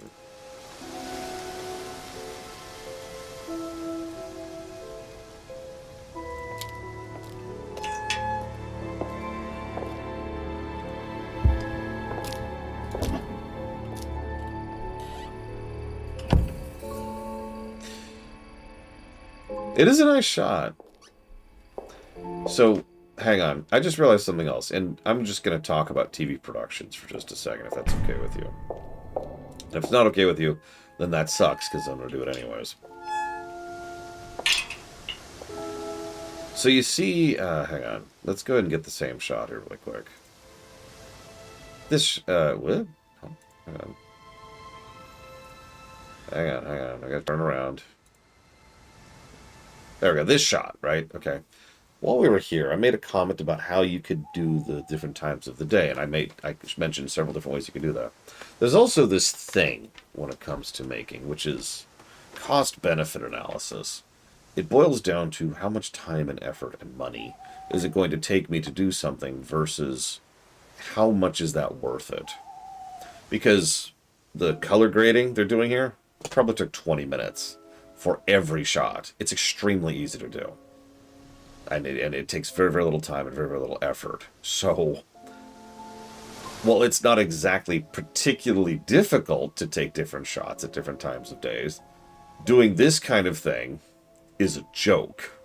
So, cost-benefit analysis. How much do I care about making these shots actually look like the time of day they happened at? And you also have to consider things like weather and people getting in the way. And you also, I don't know how much... So, I don't know how this works in Britain.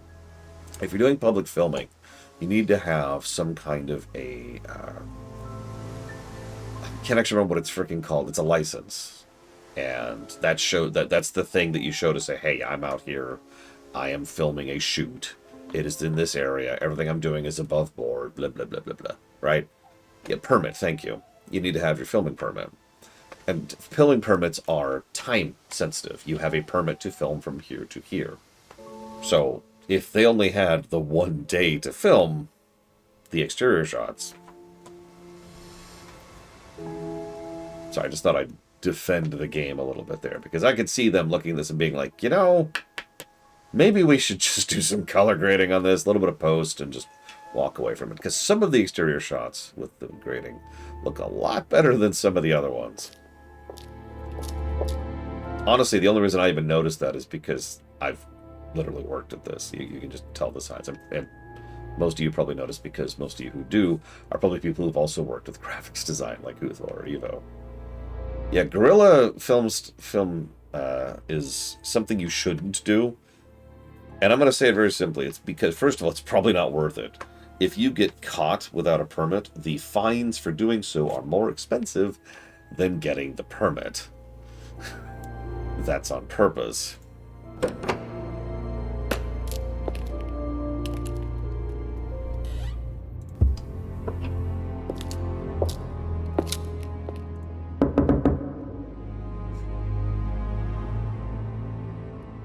Oh, Ryan's gone again. Oh, that's interesting. Second of all, stab! Alright, now that Chill Pangolin's dead. This is what you get for not being a penguin.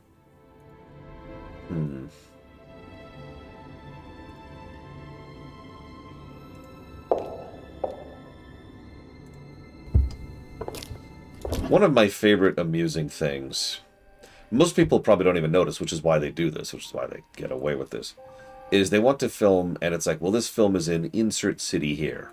Well, they can't get to city here, or they can't get the permits for it, or it's expensive, or it's in another country, or whatever. So they film in whatever city they have available. How obvious it is that they're not in the city they say they're in varies, but often it's really obvious. Like, legitimately obvious that this is, this is just Atlanta, for example. A huge amount of filmmaking here in the States happens in Atlanta. It's actually something they're known for.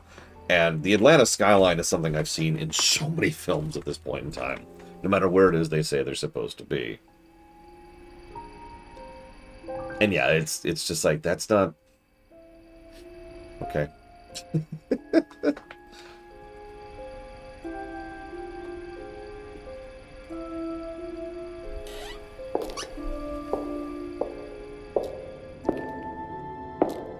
Yeah, another good example of that. Both Valerian and push-ups.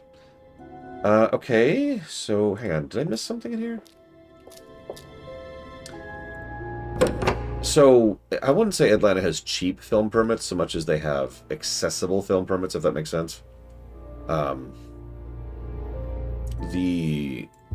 There's so much infrastructure for filming there, and they want as many films to be filmed there as possible because they make money off of that. So the city goes out of its way to, while they will charge you for the permit because they want to make money off of it, there's like no paperwork involved. There's no prep work. There's very few restrictions or requirements. And it really is just, hey, I want to film in Atlanta. No problem. Where you want it. Come here. Done. And that's it. It's a joke. And there's actually been a lot of push and pull on that over the years. I don't remember exactly where that landed. I actually stopped following that story after a while.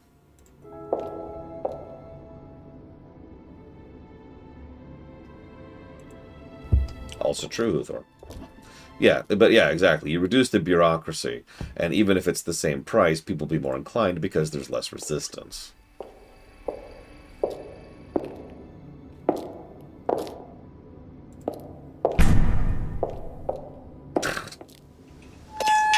I can't remember the full list, but I think up until Endgame, fully half of the MCU films were filmed in Atlanta. I think it's actually more than half. Ignore the numbers. A large portion of films were filmed in Atlanta from the MCU. Which always got funny because, they're supposed to be all over the planet. And it's like...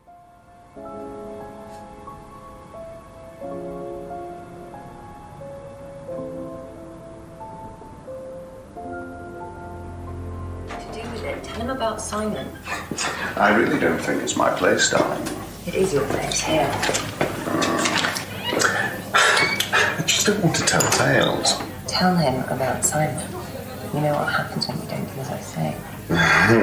Jesus. Jesus! So it's going to be that kind of evening, is it? If you play your cards right. Only if you deal. Problems? Hello, Inspector.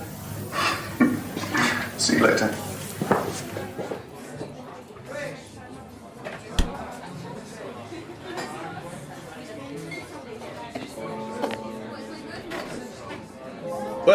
Wait, I actually saw it. Behold, for the first time, we finally have something to do in the restaurant.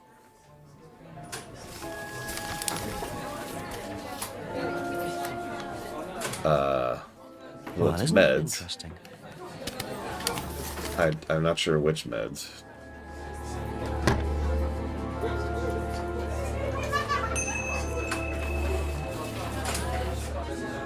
It's a script for Rebecca, apparently.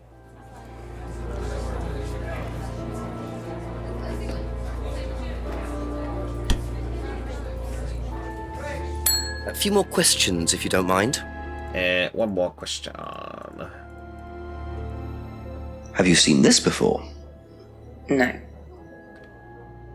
Oh, well, okay then. How about this? Do you know anything about this? No, sorry.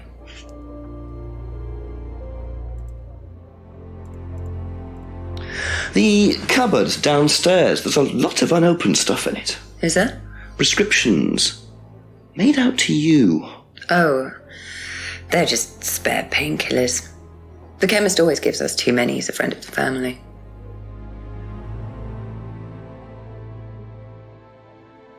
Hold up. Hold up.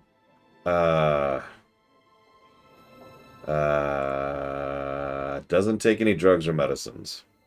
Aha. So, you don't take any medicines except for prescription painkillers. Well, they're not actually for me, they're Ryan's. For some reason the chemist always makes them out to my name. He's an old gentleman. Does Ryan need prescription painkillers? Yes, he's got arthritis. Really? He's young to suffer from that, isn't he? He doesn't have it badly, but he does need medication from time to time. What medicine is it? I couldn't tell you, to be honest. Ryan will know. So Ryan's the one using the prescriptions. I think I might have a word with him, work out exactly what this medicine is. Also, that is incredibly sus.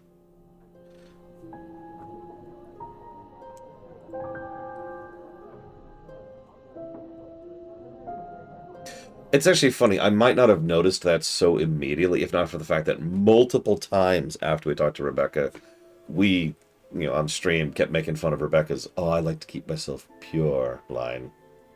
Okay, that's it for now. Thank you. That kind of made that memorable, Yeah, she's pure.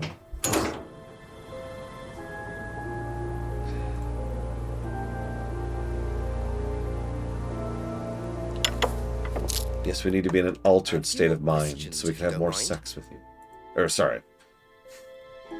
Do you know who this is? Dean Hayfield, Aztec. Sorry, never heard of him. We have some prisoner of sort who does our IT. Large guy. No manners. Okay.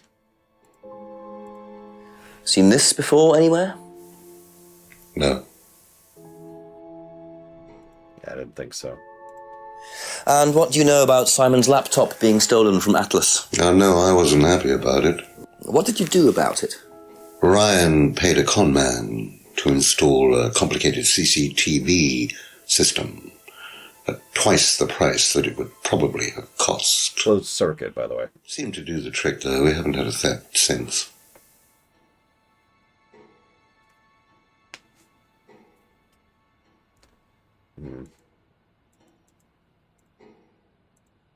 When did Ryan begin to suffer from arthritis? Ryan doesn't suffer from arthritis. Really? The only thing that Ryan suffers from is a pathetic inability to deal with any kind of discomfort. He pulled his back sometime last year. Since then, he's going around telling everybody he suffers from arthritis. I thought he had medication for it. Oh, he only has medication because his GP, who is almost as dysfunctional as he is, keeps prescribing it for him. So you don't believe he really has arthritis? Not at all.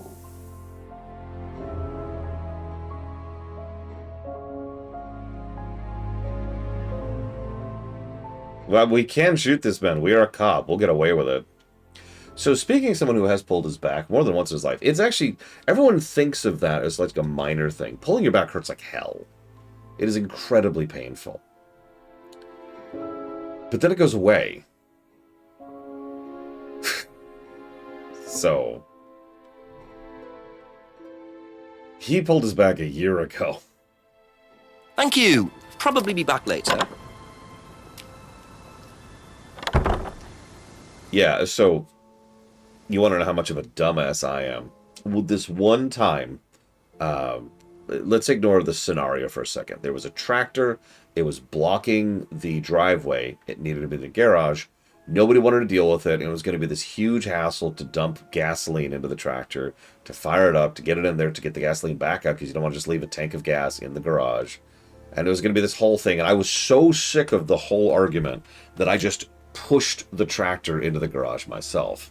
Now, am I flexing a little bit that I could do that? Yes.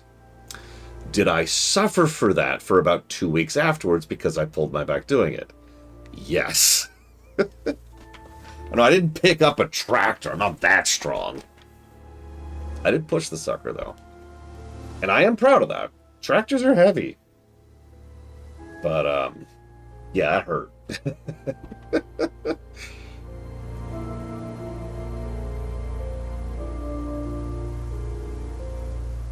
Let's go back to Ryan on this one, I think.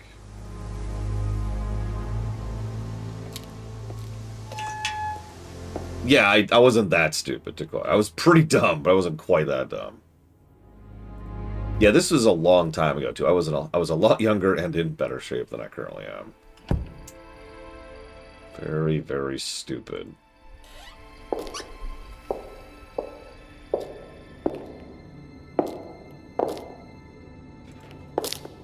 I've always been stupid. See, that's my secret, Captain.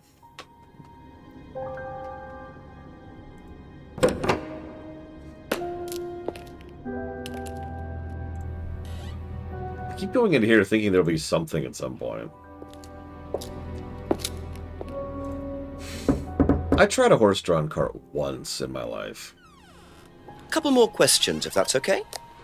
I didn't care for it, and you could probably guess why immediately. Know anything about this?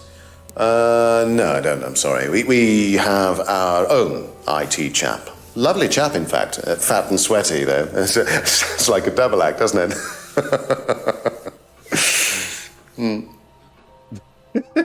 Oh my god, I love Ryan so much. Have you seen this before? No, sorry.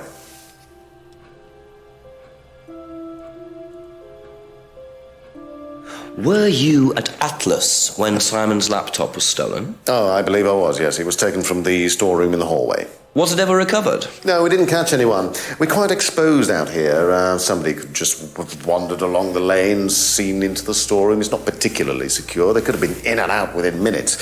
That's why we advise people to keep their valuables with them. You can't be too careful these days, Inspector. It's true. Robberies are a new invention that have definitely never been a problem, historically speaking.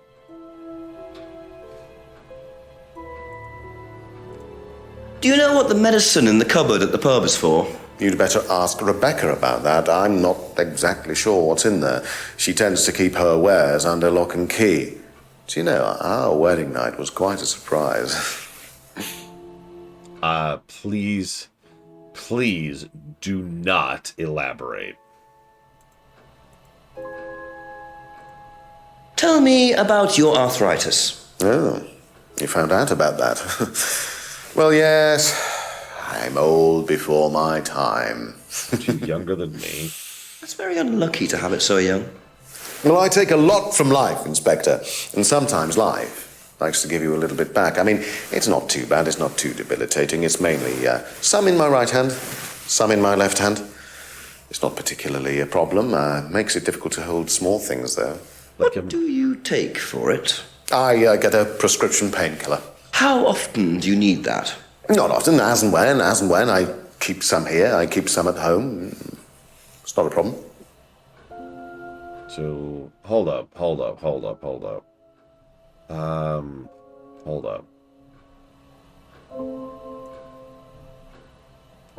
Have no interest in drugs. Takes prescription drugs. That doesn't feel like a contradiction. Hang on. Maybe... Because that is kind of different, right? Oh. Doesn't keep any medicine. Doesn't allow drugs or alcohol onto premises. Keeps painkillers at work. No.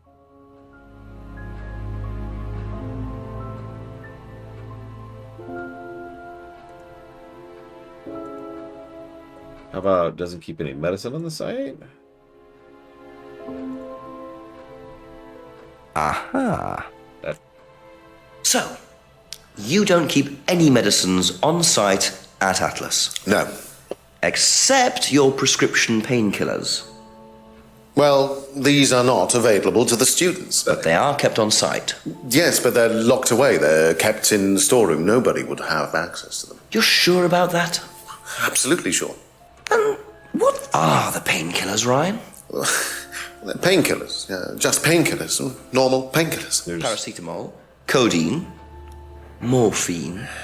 Well, all right, they're morphine tablets, yes. Oh, really? Oh, come on, Inspector. I know what you're thinking, but there's no way Kate could have had access to them. Because they're in the storeroom? Well, not just that. She wouldn't have even known about them, or where they were. Sure about that? Yes. I do remember that, Xavier. So it is morphine Ryan's taking. The pieces are starting to come together. Now I just have to work out how Kate got hold of it. If it was Ryan's morphine she got hold of course. Hold up. I'm sorry. Medical brain taking over a second.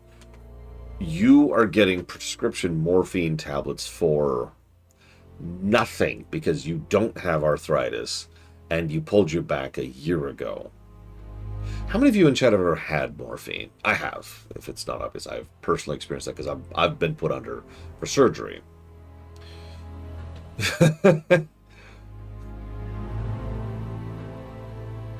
That's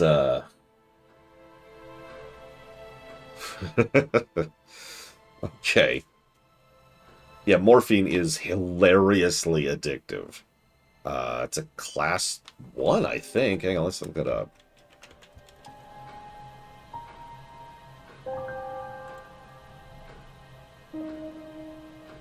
Or it's the other way around. I can't remember the thing right now.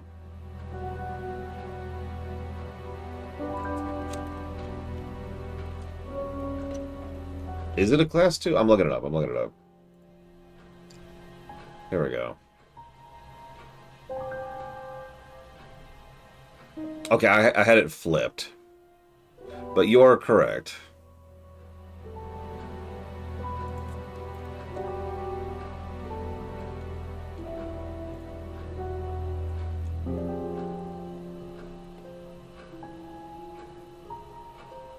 Yep, morphine is a Schedule 2.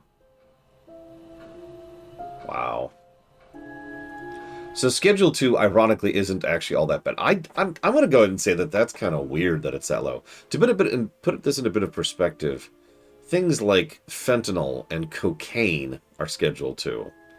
But also Vicodin, hydrocodone, oxycodone.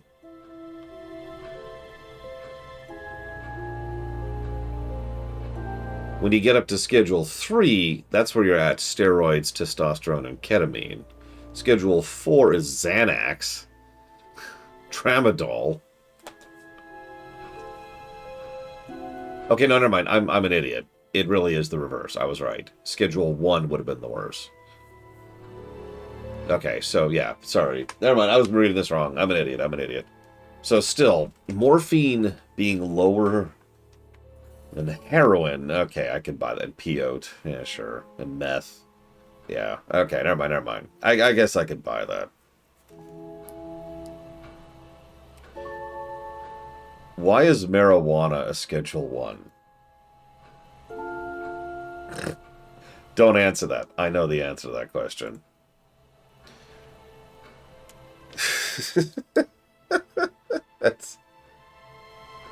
That's actually funny. I just happened to notice cannabis was on the list for Schedule 1, and it's like, I'm sorry. What? For a Schedule 1? Anyways, sorry. The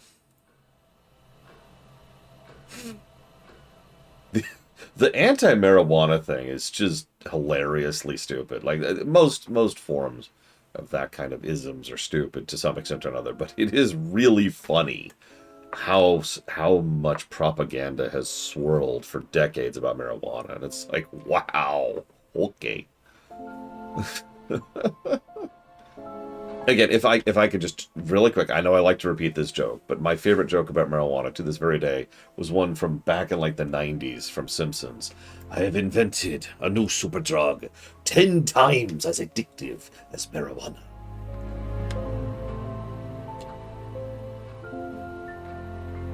Anyway, sorry. So back to the game for a second.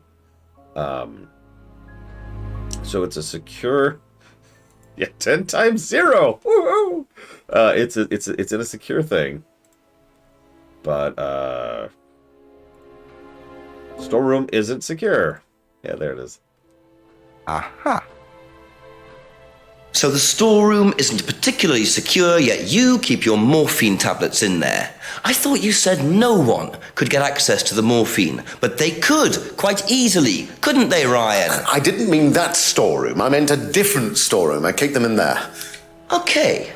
So where was it locked up? It's upstairs. It's got a combination lock on it. Nobody could have access to it except me and Dad. Nobody. I might have a look at that if you don't mind. Don't mind at all. Combination locked room, I see. Well, I might have a look around for that. See how secure and combination locked it really is. It's a good point, push-ups. Surfer dudes. Surfer dudes are a Schedule 1 narcotic. Well, I guess that would make surfing the narcotic, wouldn't it? Never mind. Kids, do you know anyone who has a surfboard? Who goes out and hits the waves? Did you know that this can cause your entire personality to dissolve into trying to get the one big wave? Have your friends been watching Point Break a little bit too much lately?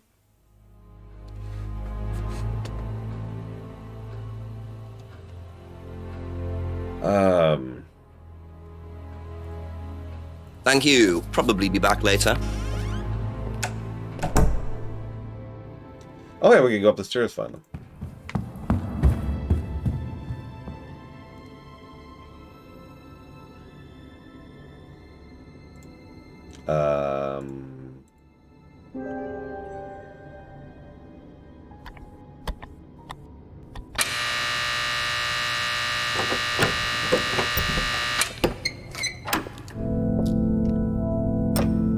So Simon To the mirror room. What? This exercise is all about identifying the difference between the image one presents to the world and one's real self, which lies deep in our unconscious.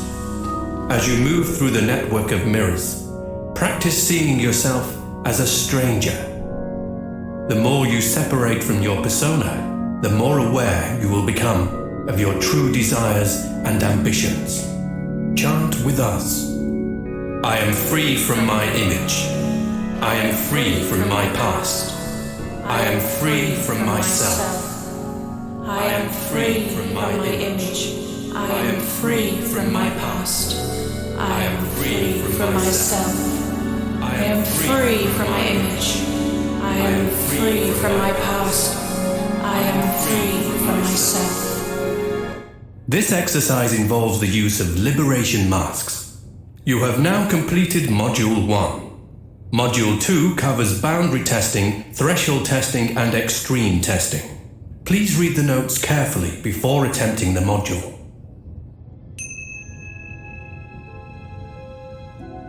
Okay, of all the things I was expecting up here, that was pretty much at the bottom of the list.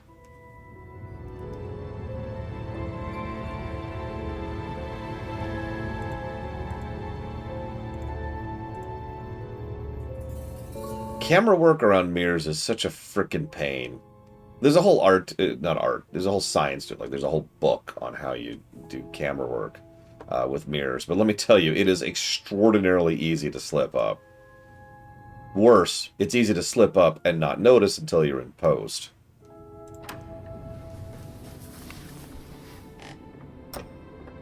Yeah, we're going to remove all of the hypnosis, obviously.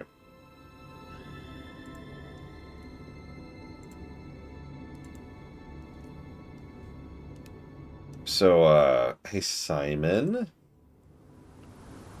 Simon, you know that thing that was totally unimportant? A few more questions, please. Thank you. Did you know about Ryan's arthritis? Ryan? He's got arthritis? Apparently. Oh, I didn't know. I hadn't noticed he had any problems. Okay. Do you know about the mirror room at Atlas? Yeah. What's it used for? Well, it's mainly for the auto-hypnosis module. Hold up. You go in and you stare into the mirror and you go into a trance. Then, when you're ready, you come back out. So you just go in whenever you want to? Oh, no. There's certain times when you're allowed in, and only they know the combinations anyway, so you can't really get in. But you don't know the combination? No. You...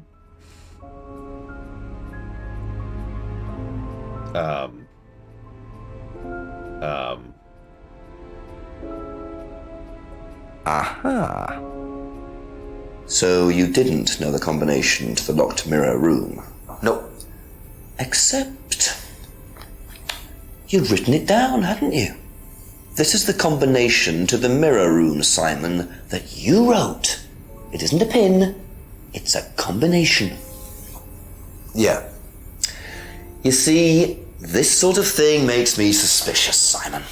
What were you doing in there that you didn't want anyone, including me, to find out? It's just part of the course, isn't it? I just wanted to go in there when I was ready. On your own?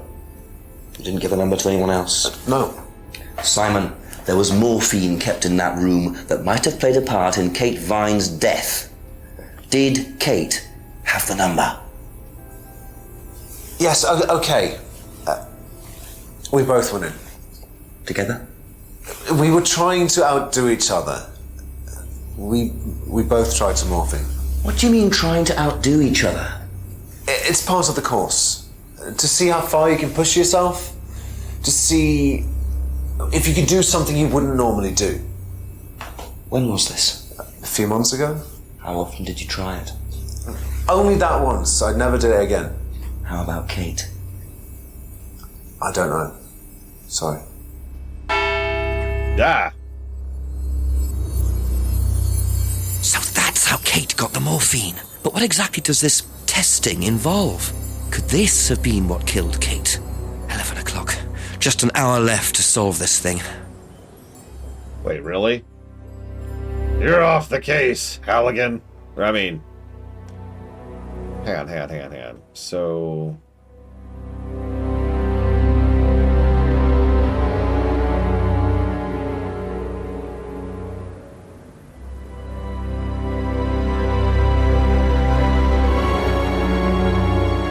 Damn.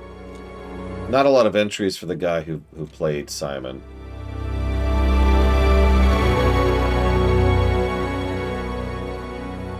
He apparently left acting and now works as a personal trainer. The woman who plays Rebecca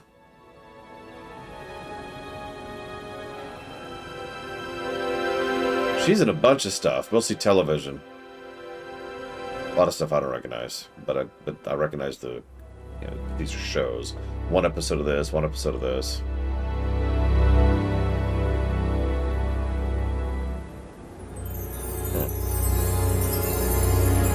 Anyways, okay. Also, this is really bright for 11 at night. Can I just say that?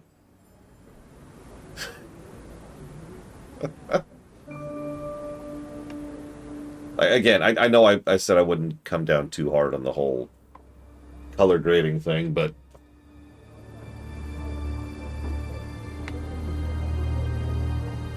like, that's not... This shot is not 11 at night. I'm just gonna say that. Okay. You can have Lord of the Rings lighting, where it's too dark and you can't see anything, or Game of Thrones lighting. Take your pick.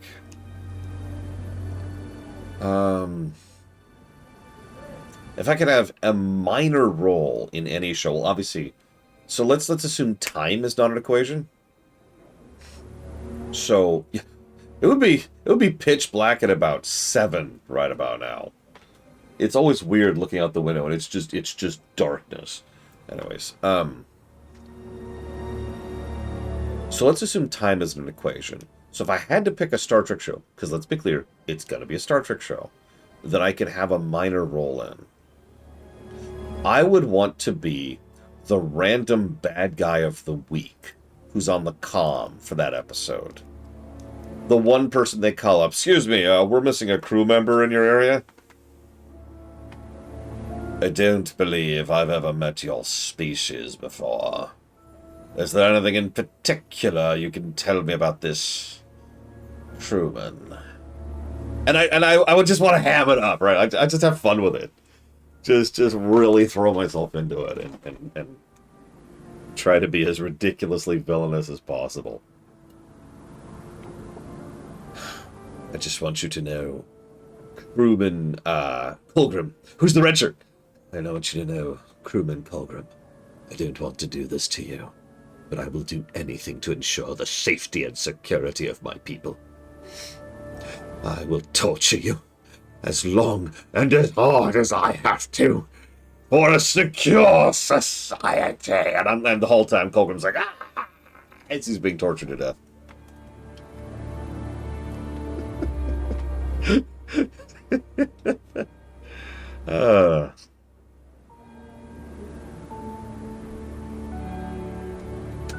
Okay, let's check the hall. We haven't checked the hall in a while. We've never done anything in the hall. They keep letting us go up here, and there's nothing out here yet. Oh no, you don't understand, Valerian. The way that would line up, you'd have a whole episode dedicated towards you. You know how this works. You'd be like da da da da da da, and then bam, the door flies open, and someone dives in, and he's on fire, and he's like, take the microfilm. And then he dies, and you're like, "Whoa! I was just about to sit and I don't know, play Final Fantasy Tactics. What is this? Oh my God! It's the microfilm that proves that I'm secretly a superhero." And you get sucked into a Section 31 thing, and you're actually genetically engineered, but nobody told you. And when you were young, in order to ensure that your ambition was kept low and you were staying off the radars, everyone encouraged you to be a shut-in and just stay home. And so you just kind of developed that way. But it turns out you're like really smart and superhuman and all that. And Section 31's like, your Federation needs you, Valerian. Are you ready, Agent Wraithwall? And you're like, I'm ready.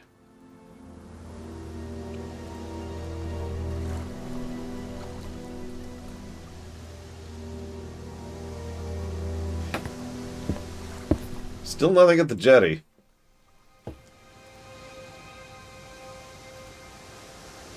Oh. Just keep pushing. Just keep pushing. Keep pushing. Keep pushing. You can push it all the way in, Tom, if you want to. Oh, God. Oh, God. Ah. Excellent, Tom. Excuse me. Would someone care to tell me exactly what's going on here? Don't come any closer. That man needs a doctor. No, he doesn't. I don't need a doctor. I'm fine. Go away. What is this? A test. Of what? What does it look like? It's a threshold test. A pain threshold test. I thought, you were supposed to be good at working things out. Inspector Jenks. And so this would be for Atlas, would it? Kyle? You disappear now. It's not a good idea to talk to a police inspector like that. Do you want me to make you? It's okay, Tom. Mr. Jenks won't be bothering us anymore. Don't make any rash commitments.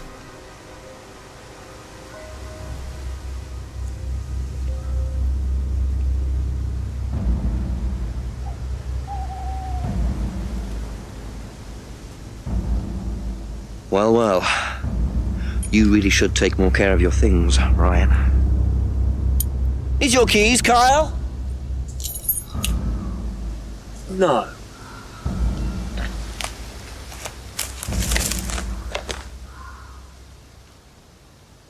Also... So that's threshold testing, is it? Sticking a skewer through your hand? I could just ask Ryan or Paul directly about this, but I think I'll bide my time. See what I can do with this key fob first. I'm pretty anti-cop. But outright threatening a cop to his face is probably something you probably shouldn't do. Like, wow, dude. I know you were mainlining adrenaline after shoving a spike into your palm. But, maybe chill a little bit.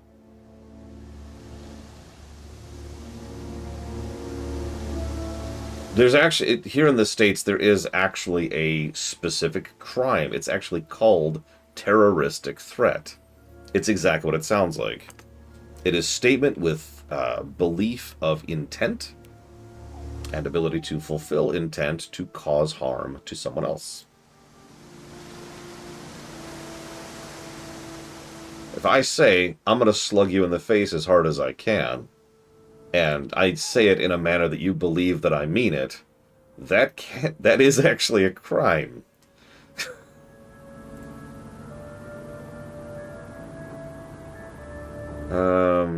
Where could I use this at? I thought we already did the garage.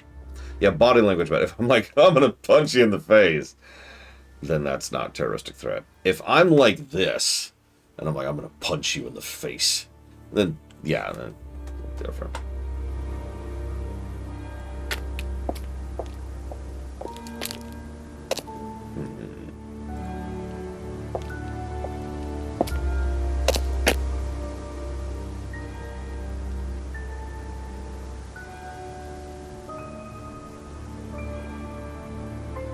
Oh, it's Amazon.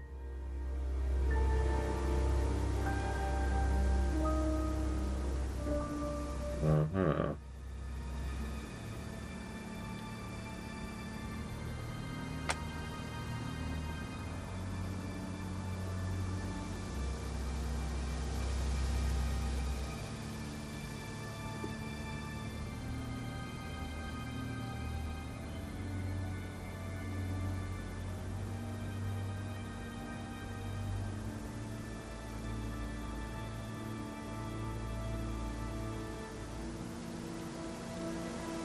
Dark Amazon, also known as normal Amazon.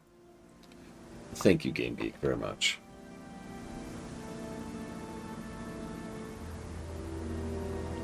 Always appreciate. I will jot that down for Realms of the Haunting, Neo, and Manifold Garden. Mirror Universe Amazon. So that would be good Amazon, wouldn't it? Will they actually take care of their people?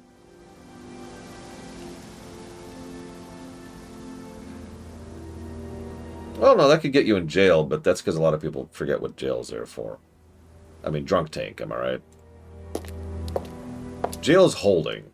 It's not punishment. What's that, Ross?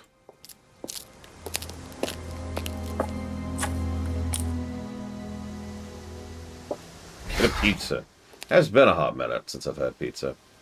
I don't know if there's any local pizza joints around here.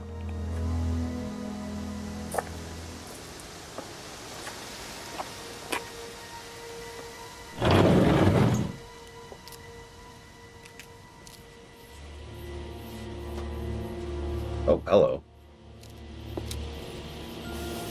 Hey, I gotta investigate a bit more. So James is interested in poppy pods, is he? I think he's got some explaining to do. Poppies, huh? But no, I didn't, Umbral Magnus. I admittedly haven't even been looking.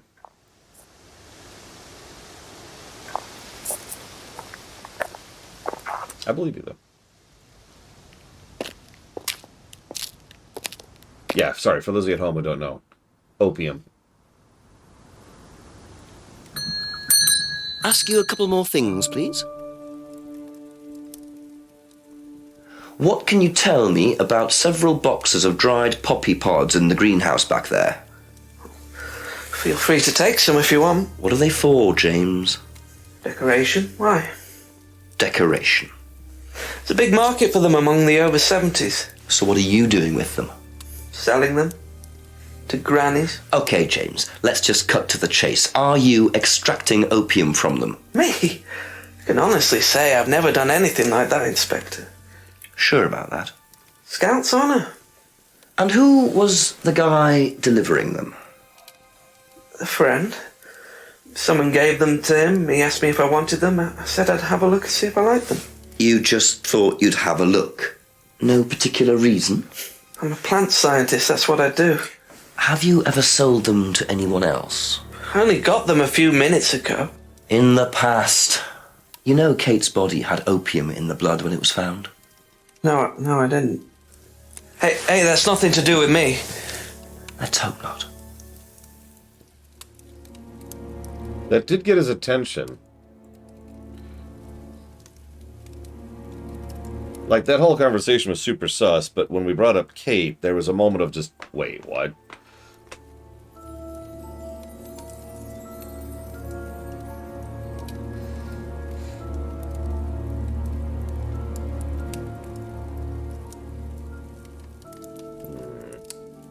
That's all for the moment, thank you.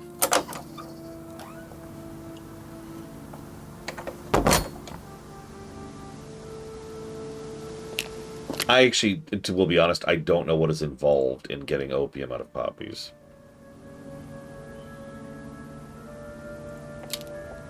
I already checked this, didn't I? Yeah, down there.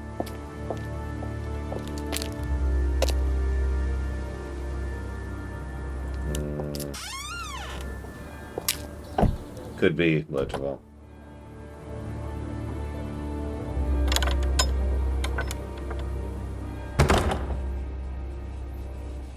Still nothing here, really.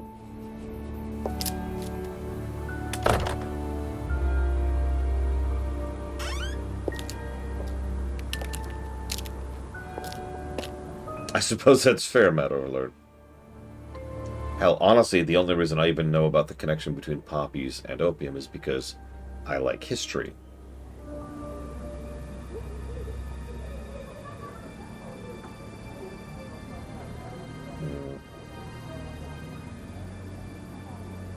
There's an interesting through line between conquest of India and the Opium Wars.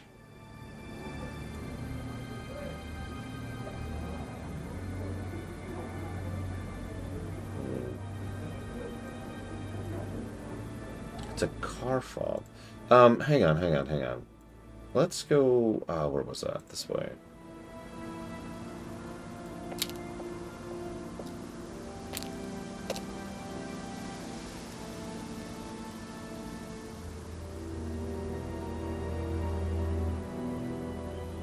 No. Oh, there we go.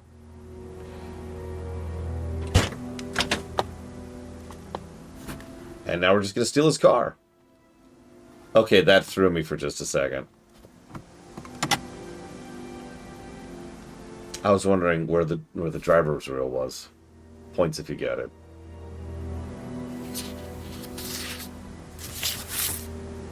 Bingo. Well, Ryan, what have you been up to? Be very interesting to see how he explains this one. Yeah, the steering wheel was on the right side.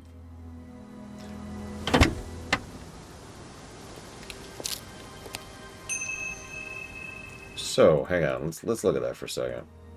That's what I thought. So,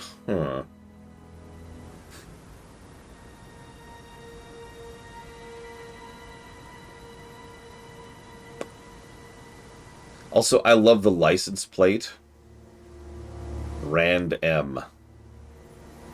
It actually looks like it's photoshopped in. But that makes sense. Duh, right?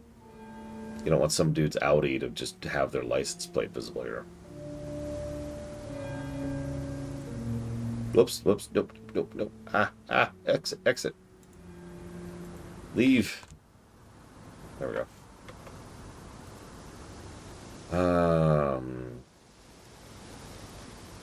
Let's go have a chat with Ryan.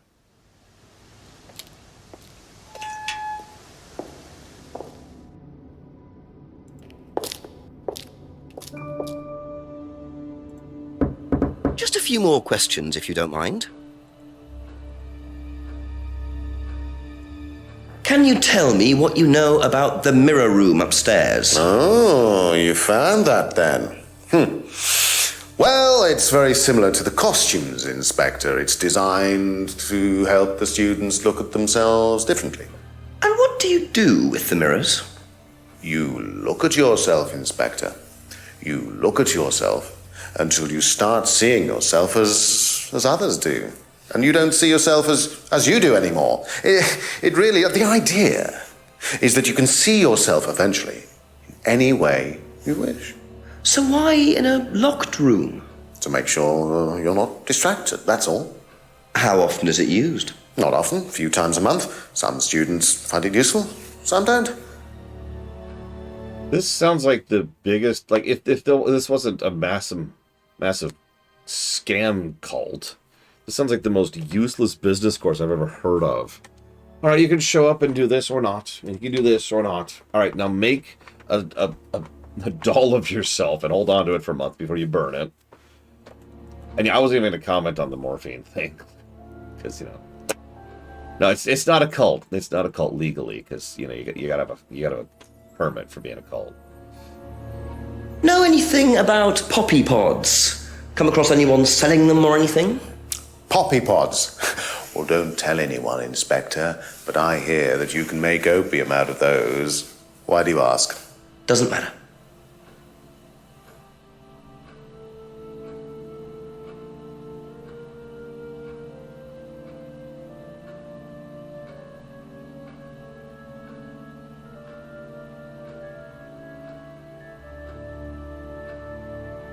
Would you like to explain what this is, please, Ryan? £500 intended for Kate. It fell out of your car. At least I assume that's your car on the driveway at Brandon House. I suppose so. So why were you going to give Kate £500, Ryan? It was just a little incentive, that's all. Just a little incentive. Not very little, Ryan. £500. She was a very good student. We heard that she was leaving. We wanted to give her something. But you didn't. Well, obviously not. Are you sure there wasn't any other reason you might want to give her this? Personal reason? No! Well, I'd like to keep hold of this for a little while, if you don't mind. Well, don't consider it a bribe, will you, Inspector? Don't worry, Ryan. I wouldn't expect a bribe from you anyways.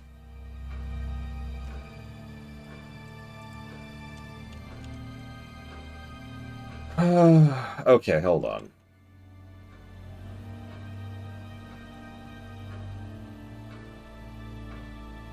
Kate said she enjoyed the course and appeared happy.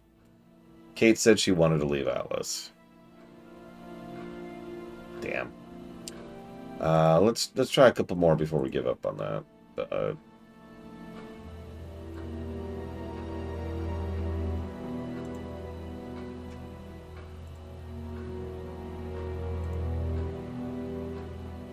Yeah, I don't think so. All right, hang on. Different direction.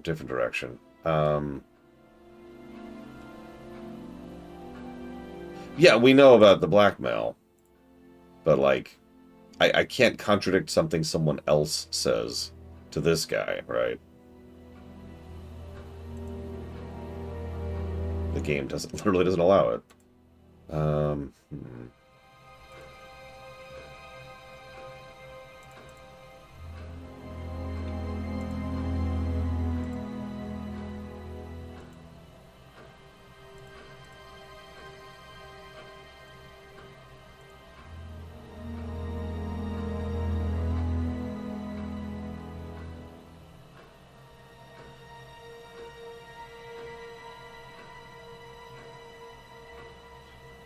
We need to figure out how the homebrew buys it. Well, I missed it. Sorry, I was reading chat. I shouldn't do that.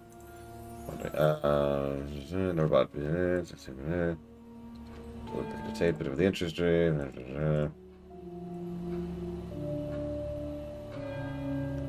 Students aren't bribed. Oh, that would be oh god. Hang on.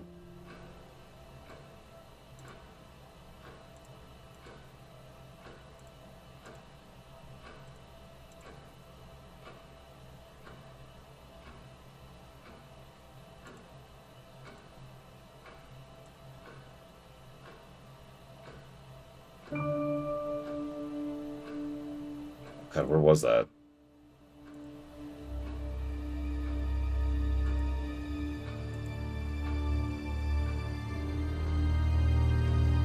It did, I'm reminded us.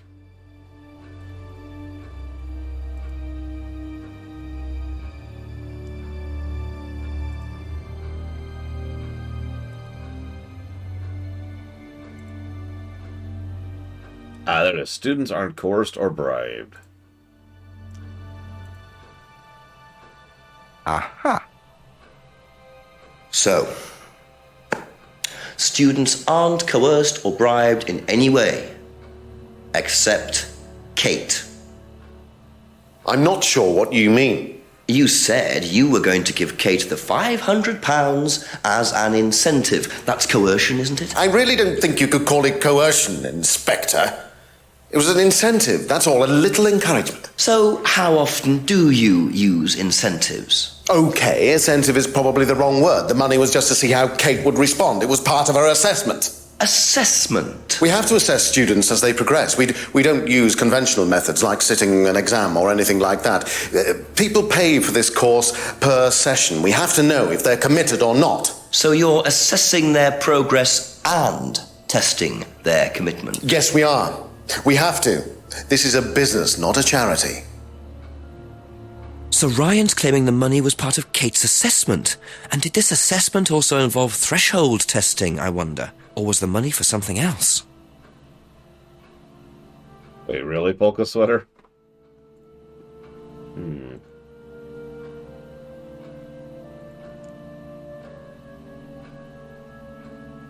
I mean, that's semi-common, too. That's okay.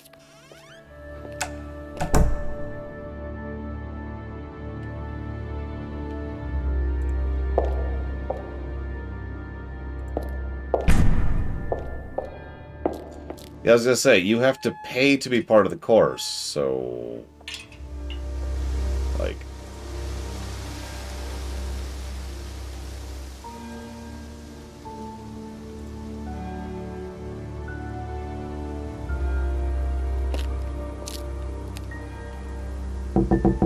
Ask about a few more things, please.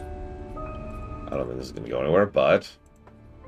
Odd question, but have you ever seen anyone handling dried poppy pods? Poppy pods? As in, for opium? No. Though James did have opium tea once, I think. Where did he get it from? I don't know. I didn't ask. James does his own thing. What does opium tea taste like? But I don't know. I didn't try it. Really?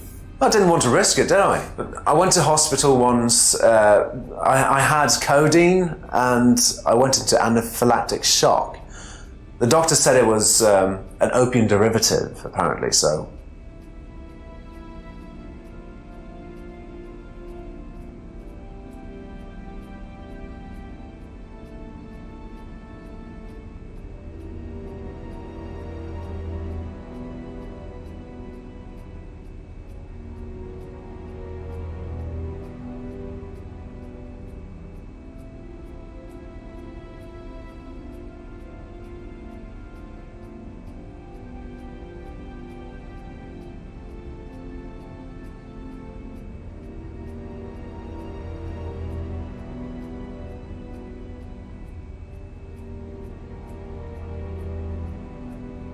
Yeah, that's an interesting question, Braylon.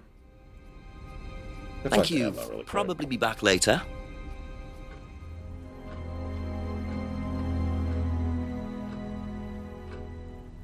Do you know about the mirror room at Atlas? Mirror room. No, I heard about it, but I think it was only for the students later on in the course. Something like that.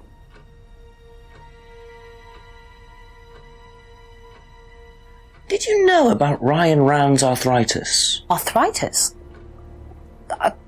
I didn't think Ryan had arthritis. I mean, he could have been heavily involved in production. That's not uncommon. The term producer is an incredibly generic term for a reason. Strange question. Have you ever known of anyone selling dried poppy pods? Poppy pods? don't think so. Isn't that opium? Kind of. It's okay.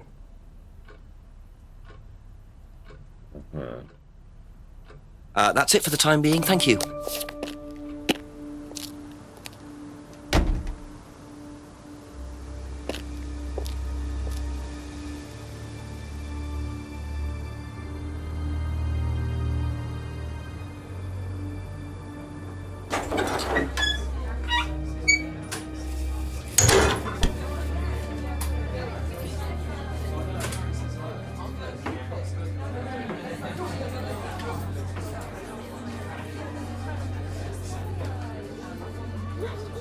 Look at this really quick, even though it's been used for only one thing.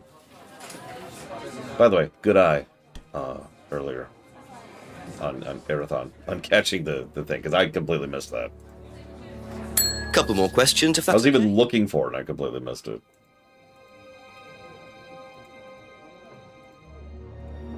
Do you know anything about a locked room at Atlas with mirrors in it? Not off the top of my head, no. I think that's a question for Ryan. What do you know about poppy pods? Go on. Ever come across anyone trying to sell them or anything like that? Maybe even in here? Not that I remember.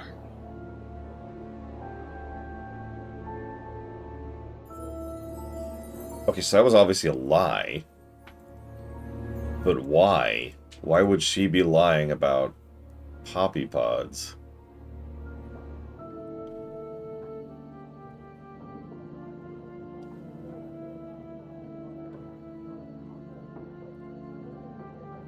That's a weird one.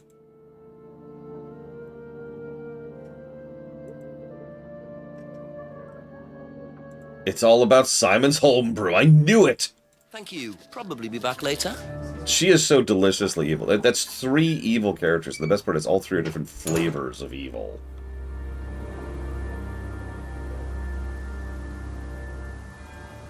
Well, let's go talk to local Don, mafia boss. Please? Can you tell me about the room with the mirrors at Atlas? The one with the combination lock? How did you get in there? I was given the code for the combination. By Ryan? Well, nobody else is allowed to know the code, are they? And not in theory. So how is the room used on the course, then? It's a meditation room where the students can reflect on themselves, literally. And what about the CD? That helps too. It's part of the program. So you send the students into the room, they put the CD on, they stare into the mirrors. And how long does this last for? Until the CD finishes or they fall asleep. What else would you like to know? Yeah, why are you spending money to charge someone for... God. Yeah, Jenks has lied several times. It's actually kind of amusing. Horrible, because, you know, cop, but still. What do you know about poppy pods? Poppy pod? Ever come across anyone selling them, using them? No. Yeah, I didn't think anything there. Let's ask about the relevant thing. Now, why do you think Ryan might want to give Kate a cheque for £500? I've really no idea. Where did you find it? Just outside. You better ask him. You think Ryan was interested romantically in Kate? I know he has a weakness for blondes, but I didn't think it had gone so far as his offering them cash.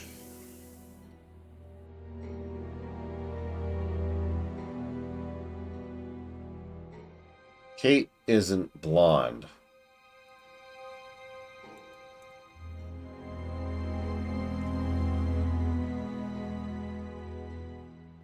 Yeah, I had to double check just because I was like, hold up. But yeah. Also, you know the weirdest role in this game? The woman who had to pose for Kate. Okay, we need to take a picture of you. We're going to credit you as Kate. You have no lines of dialogue and no acting. We just need your picture because you're the murder victim. That's just... okay. But no, so something I've talked about before, and it's something I've jotted down a potential positive for this. Let me explain something to you. Something that fiction, especially long form fiction, loves to do is to do what I call narrative cheating. Now, there's actually several different ways of narrative cheating, but the one I'm bringing up here specifically is how, let's say that of all the people in chat, Bragwin is the traitor. She's the one who burned the forest to the ground. But here's the thing. Either I haven't written that yet, or I haven't even decided that there is a traitor yet, or I haven't decided who the traitor is yet, right? But the important part is, I haven't told the actress who plays Bragwin that fact. Now that's important, because it means the actress doesn't have that in the back of her mind in order to put into her performance. She won't be acting in any way different. Let me explain this very, very simply. There's a difference between acting like you're normal and then acting like you're normal. Does that make sense? In good storytelling, yeah, you'll notice I'm being very vague on purpose, Valerian, because I can think of a lot of examples of this. In a good story, I would tell Bragwin up front, hey, that is to say the actress playing Bragwin, the actress formerly known as Bragwin, I'd say, hey, you're the traitor. Here's your motive. Here's why you're doing it. Okay. This is the specific things you're doing, and this is the specific reasons you're doing it. And I would inform her up front so she could line that into her performance. There would be hints or details, or she would just act a little bit differently in certain moments, or react to something, or when she thinks nobody's around, her expression might change. Little stuff, right? Because the actress knows, and therefore can actually perform properly.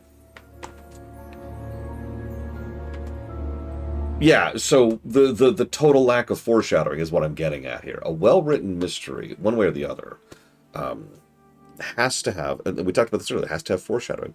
There has to be build-up for it. Because otherwise, what you have is a legitimate lack of build-up. Either because the actor wasn't told, which is extremely common, by the way, or because the writers literally hadn't decided yet. Yeah, there's several cases. Again, I'm being mum on details, even shows, but there are lots of television has this problem all over the place. But I see this in video games and I see this in movies as well, where someone literally isn't told they're the traitor until they are, and in which case, I actually can name a specific example, which is a fairly minor example. I still won't because it's still a spoiler.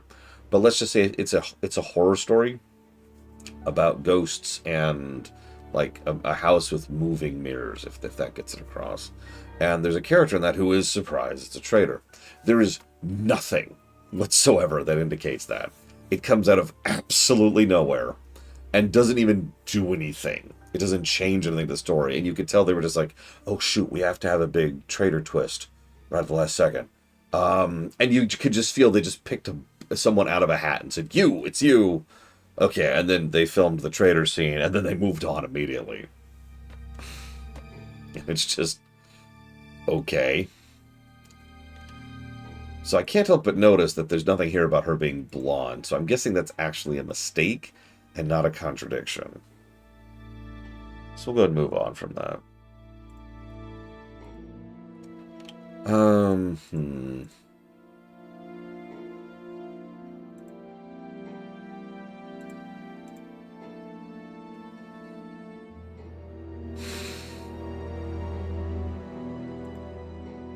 Yeah, people dye their... I hate blondes. You know why? Because they can dye their hair at will. They can just do it. I feel like being this color today. For those of you probably can't tell, I have extremely dark hair. It's almost black. And as a consequence, if I want to dye my hair, I have to go through the bleaching process first. Usually twice. Then I can go ahead and dye it. But blondes can just be like, whoosh, done. Shake fist. Okay.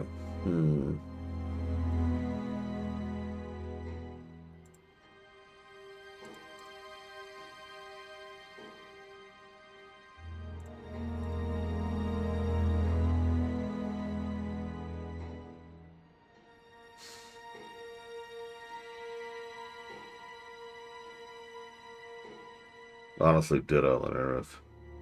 They're chameleons. Jacques!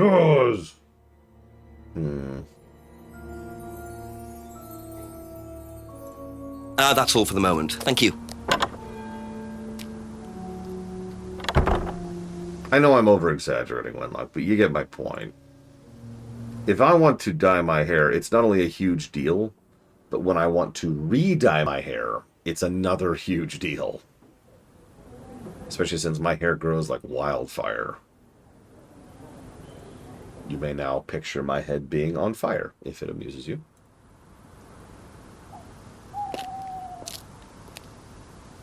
There's a reason I had hair that went down to the small of my back when I actually grew it out.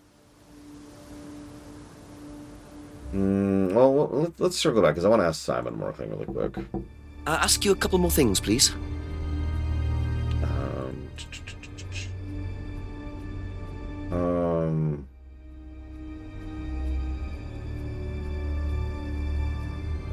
There it is. It just kind of, yeah. So, he took morphine, but he's allergic to opiates. Aha. You and Kate took morphine in the mirror room. That's what you said, isn't it? Yeah. But you're allergic to opiates, Simon. Opium. You didn't take the morphine at all, did you? Well, no, I didn't. Kate did, though. I thought you were trying to outdo each other. That was the point, wasn't it? We weren't trying to outdo each other as such. Go on. Ryan wanted me to test Kate. To see how far she would go to be prime candidate. What candidate? Prime candidate. It means the best person in the group, basically. What do you mean, test her? But you do it in pairs.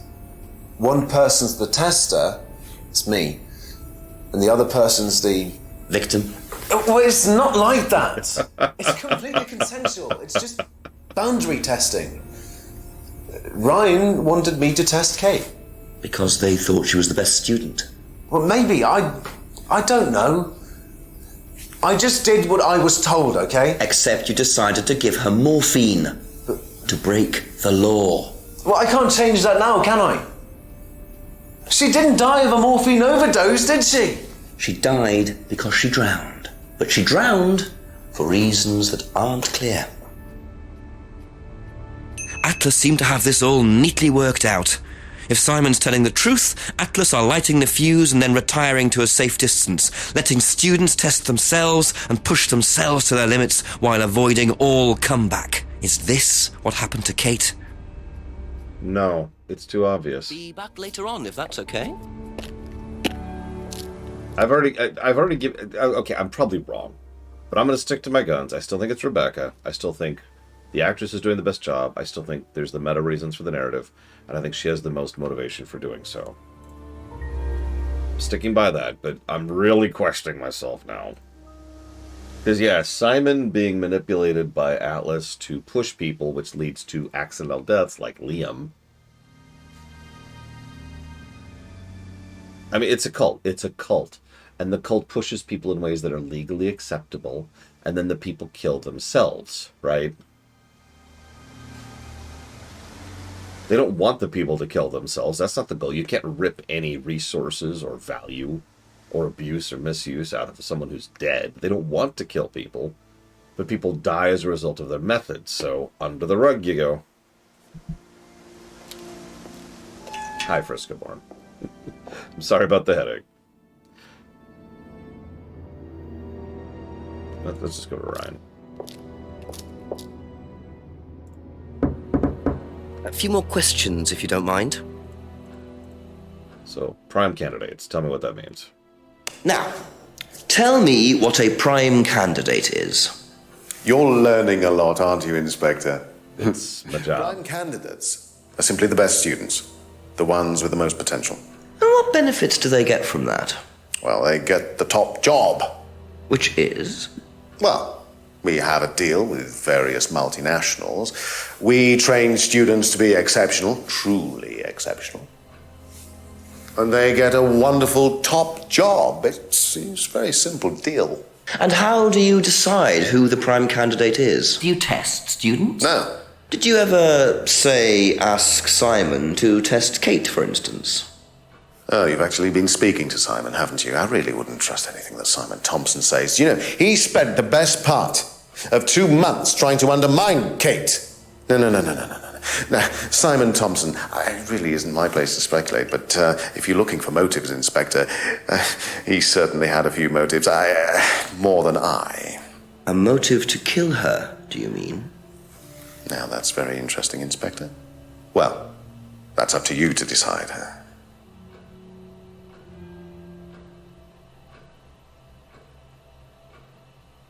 Yeah, trying to shove Simon under the rug there, too. So, okay. Hold up. Hang on. Where did he mention that?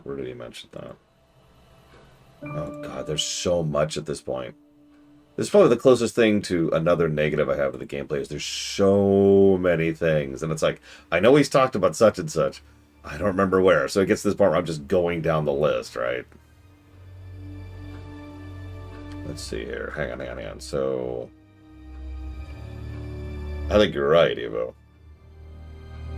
Again, this could be one of those really awful situations where there's no killer, where she killed herself. But because of the nature of how this works, they pushed her to it, right? Just like with Liam. So, it is entirely possible that they are legally not murderers. My second suspect? Well, again, I think it's the company. I think it's the program, the cult, put very, very simply. Honestly, it's probably my first suspect. Yeah, they literally have a loyalty threshold test, like driving a nail into your hand. We saw that happen. We also saw how thuggish they were. And I'm calling that out on purpose, because thuggish behavior implies a lot in its own right. So, okay, so hang on. Students aren't tested. Simon never asked Simon to test Kate. Simon's been trying to undermine Kate. But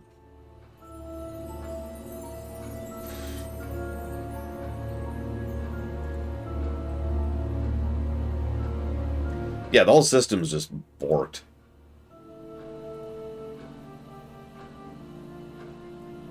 Happy New Year, WoW TNT. I do hope you have a good one.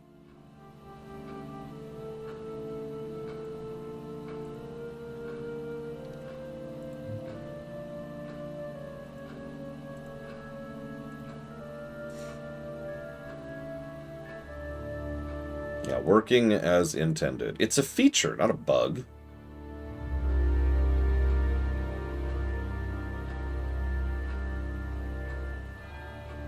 I already said my resolution. I'm going to try to make the world a better place this year. I am going to fail, as all New Year's resolutions do.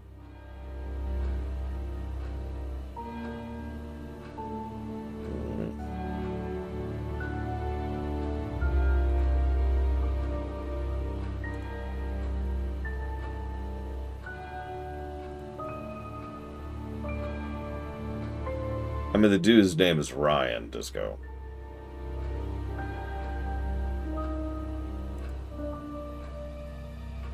Yep. Hold up.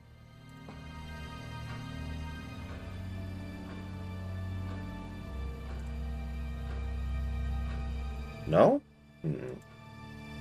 Oh. No. Down here.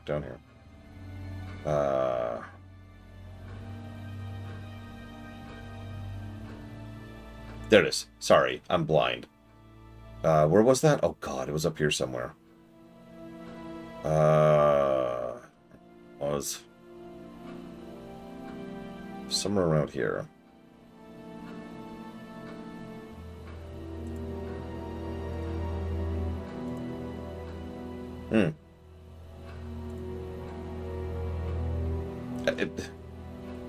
Students are tested. Aha. Well, which one is it, Ryan? Do you test students or not? Well, some of them, yes. Including Kate? Yes. Why was she being tested? She was being tested because Because we wanted to see if she was good enough to become prime candidate, okay? So Kate was in the running. Did you see that? Prime candidate. Yes! And did you ask Simon to test her? Yes, I did. But I didn't ask him to do anything stupid. He knew it was against course rules. How far did you ask him to push her? I didn't ask him to push her. I asked him to test her. There's a huge difference. He's peeking the mic. If he decided to give her too much caffeine or morphine or whatever, that's his responsibility. So if he did anything wrong, it was his own responsibility. He did it with his own mind and his own hand. Jesus. We had nothing to do with it. Jesus. Midnight, and still no suspect, unless you count everyone I've interviewed. It's no surprise that Ryan wants to avoid any suggestion of being responsible for Kate's death, but I wonder if the man protests just a little too much. I mean... Oh, that was great. And yeah, you know it's getting serious because he finally put down the drink. Okay, so let's go talk to Paul immediately. A few more questions, if you don't mind. What are prime candidates? The best of the bunch. The peaches. And so what does it mean to be a prime candidate? Success. We have a special relationship with many major international companies. We provide them with our best students. And they get an instant job. And what do you get out of it? Well, it's a little kickback. It's just business, Inspector.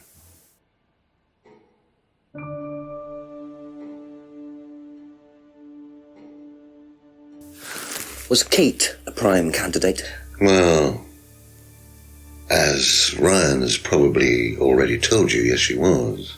Did you ask Simon to test her? Yes, it's company policy. Leaders don't get involved. And it covers your back, of course. And nobody knows the students better than they do, Inspector.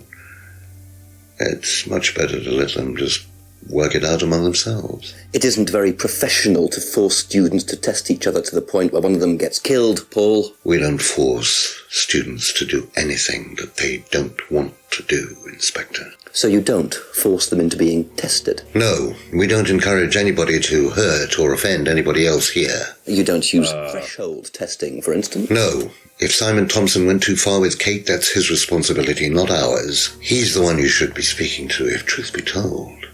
I don't trust him myself. But... Wait. Hang on.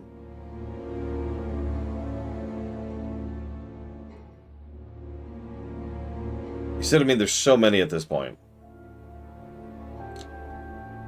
Oh god, it's gotta be above here.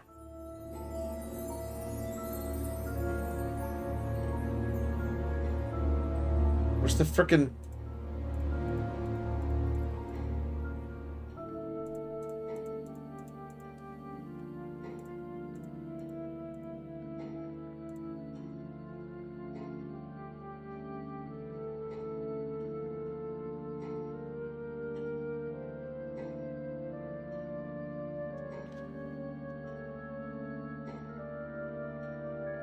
Has to do with framing, TSP. It's a whole thing. There's actually a lot of rules about how you're supposed to frame a scene, who's supposed to be facing what, how you interact with someone, where their eyes are looking, where their body language is, which portion of the shot they're in, etc. Even the angle you're using is supposed to be indicative. Like, you do a lower angle looking up at someone. If you don't do that on accident, is what I'm trying to say. You do it on purpose. There's several things it can mean, but you're supposed to indicate something. That's also the same thing in reverse if you're doing an angle down at someone as well.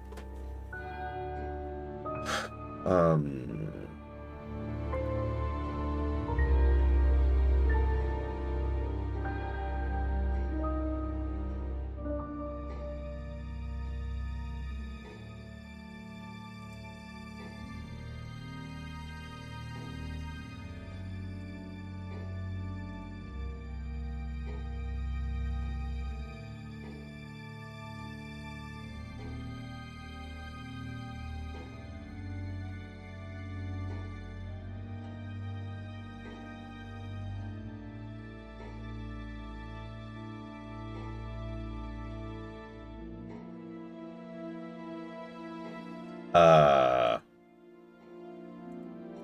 I thought there was a thing about the DVD about him mugging them, right? Or, fake robbing them. That was Liam's death, I think. No, maybe not.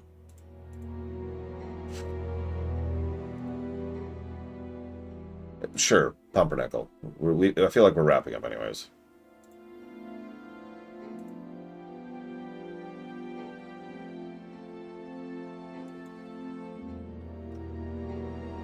It's obviously something about this. And the don't use threshold testing is obviously a lie. We have literally witnessed threshold testing. The bag? Hang on, where's the bag? Fake theft? Let's try that. Oh, you know what? Leaders don't get involved. Hang on, I'm in the bag. Bag.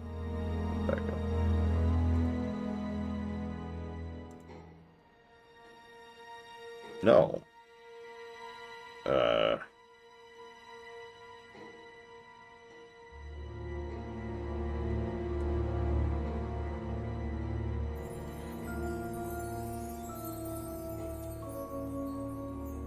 I do remember the mirror room.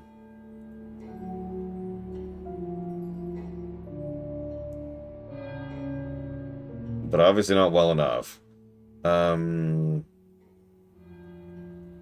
Used for meditation?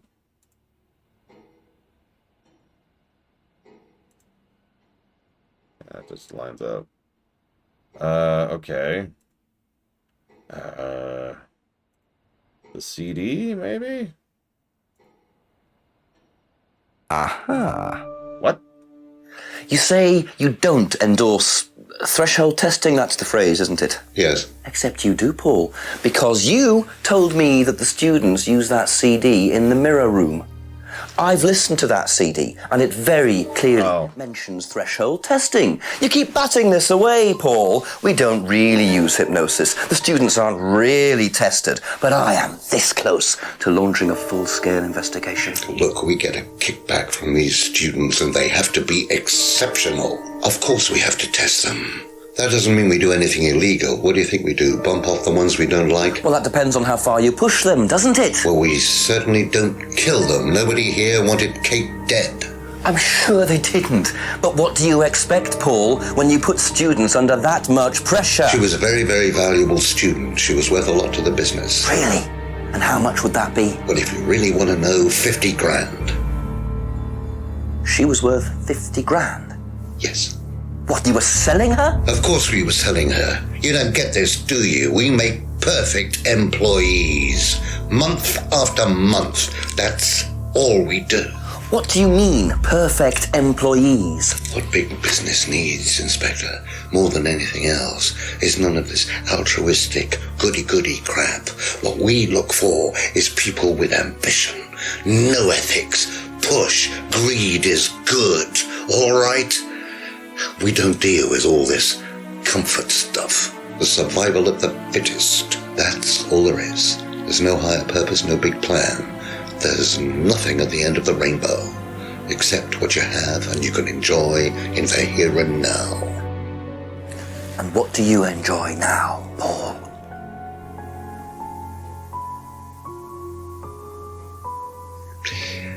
You're going to have to excuse me, Inspector. I'm a very busy man. I've got work to do. That is a great reaction. Oh my god. I'll see myself out. That is a great scene. Hang on. Lovely man, your father. Shut the gate on your way out.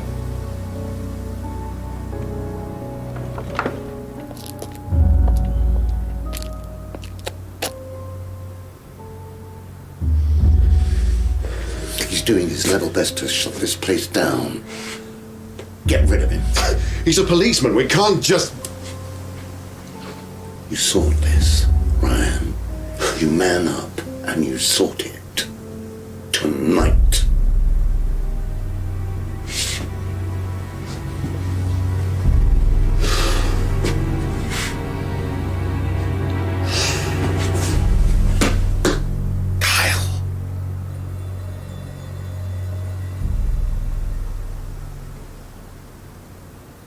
Do British policemen, like, do they carry? Asking for a friend. Friend named Jenks. Sound good. Two totally morally bankrupt men are plotting to get rid of me. It's midnight. I don't have any backup and I don't even have a mobile phone. This is potentially quite bad. And what's Kyle got to do with it? I think I might make my way over to Atlas while Ryan isn't there. Maybe lock myself in. Hang on, I gotta jot down a positive for that, because that was legit.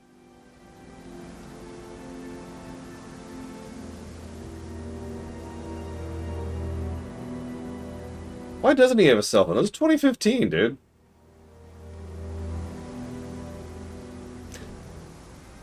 Although I don't think I had a cell phone in 2015, so...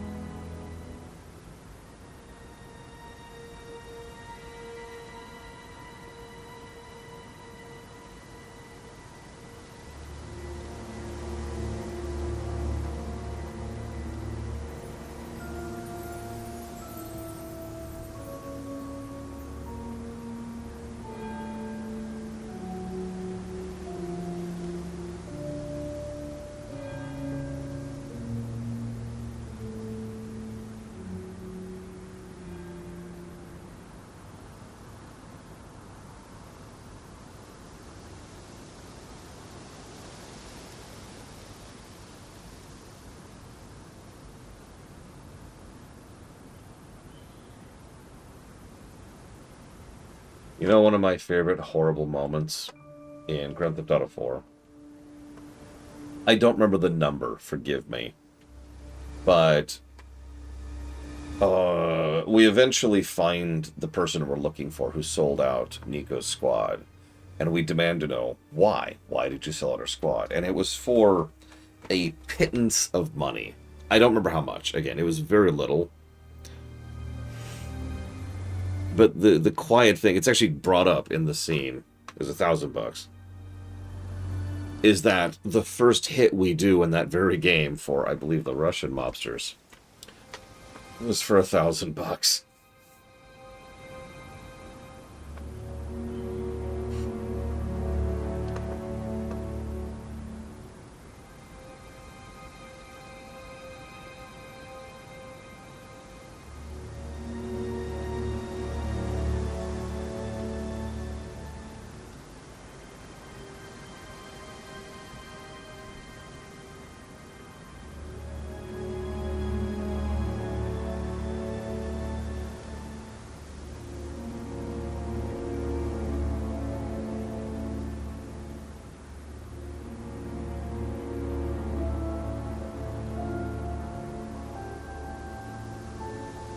Okay, so since we're on the verge of death, he did just flat out say we should go to the mansion. So let's do that.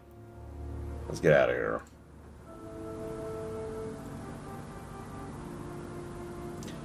I thought I'd check the village hall while we're there. We still haven't actually had any interaction with the village hall.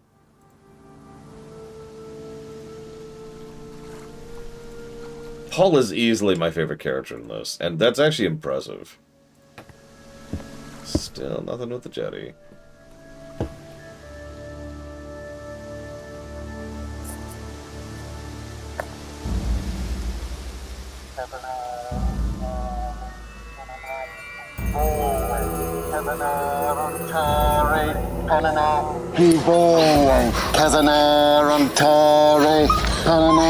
What?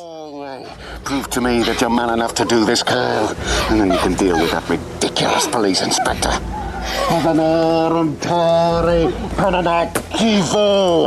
What is this? What the hell?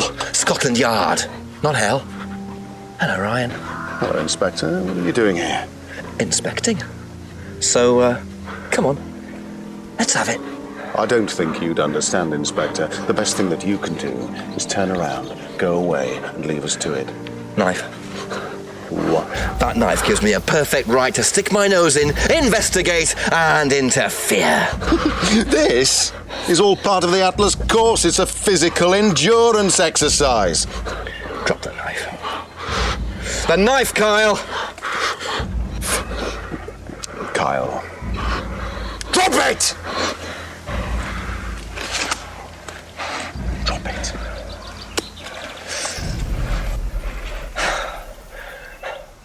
Not looking 100% brilliant for you, Ryan. Well, please, Inspector, you've poked your nose into Atlas's affairs enough times to know that imaginative flair is part of the course's success. Our lessons are reinforced by a unique emotional experience. Terror? It's an extremely evocative tool. Well, it's a good job you're not in charge of the national curriculum. Now look, Inspector, I know what you're trying to do. I know what you're thinking. But believe me, Atlas had nothing to do with the deaths of those people. Eyewitness account of a satanic sacrifice in the woods. That's not what we call circumstantial evidence, Ryan. Simon. Now, I saw Simon walking home with Kate last Friday after the meeting. Now, Simon had some strange idea that he was in the running to become prime candidate. Well, a knob of butter has more chance of becoming prime minister. Oh, wait. Well, actually... Telling me that... Simon killed her. Well, it seems reasonable. It's likely, isn't it? Any more likely than you, Ryan?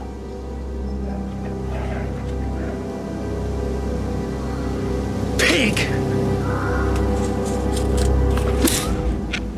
I know. Police brutality.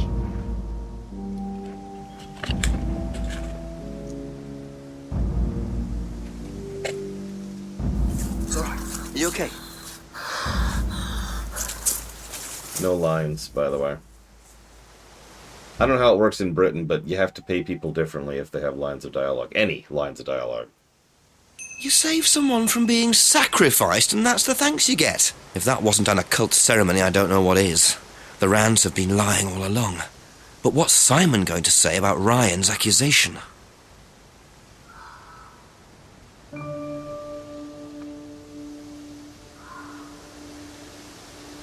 Yeah, it looked just enough like Emma that I was curious, but then whoever it was, extra 35, wanders away.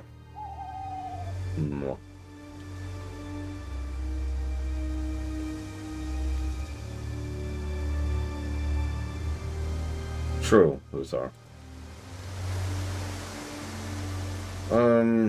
Well, let's talk to Simon.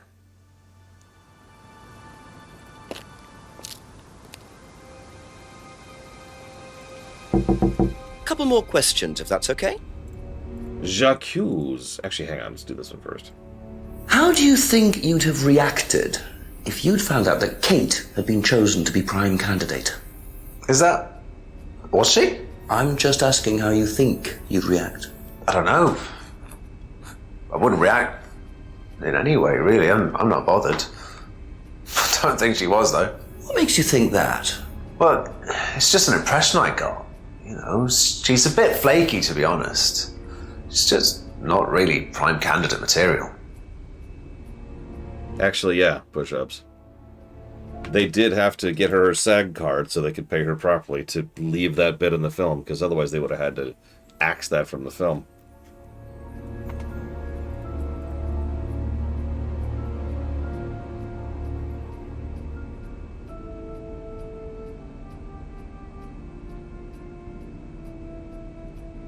What would you say if I said it's been suggested that you were seen walking home with Kate after Atlas last Friday? What? By who? The same person who suggested that you wanted Kate out of the picture because you found out she was in the running to be prime candidate. What? Who said that? Just a question. I didn't think I was in the running. It was Ryan, wasn't it? I am in no position to say. It was Ryan. Simon, calm down. No, I can prove it. Kate's driving license, give it to me. Why? Kate's driving license, please. I mean, we have been holding on to that the entire game. See that pattern on the tape there? Let me show you something.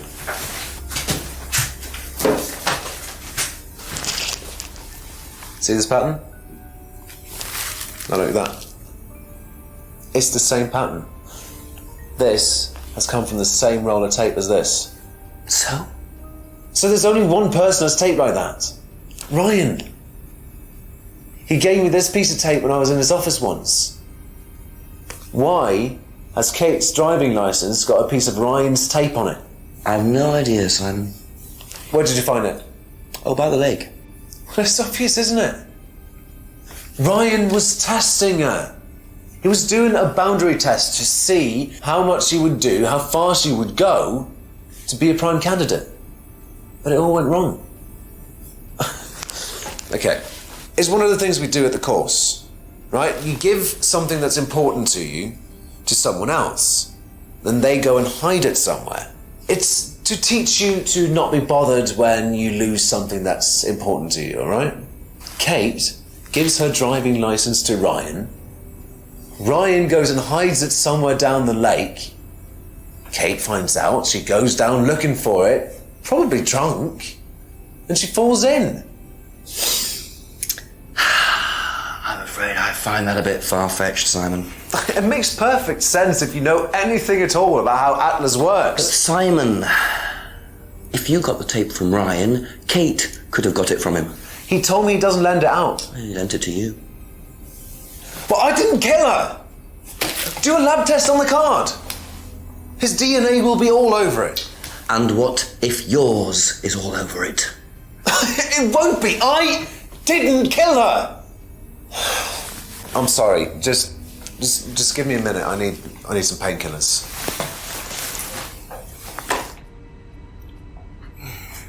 He comes back in with a knife. Oh no, he's doing the stupidest thing he could possibly do. Okay. Little pro tip. Don't run.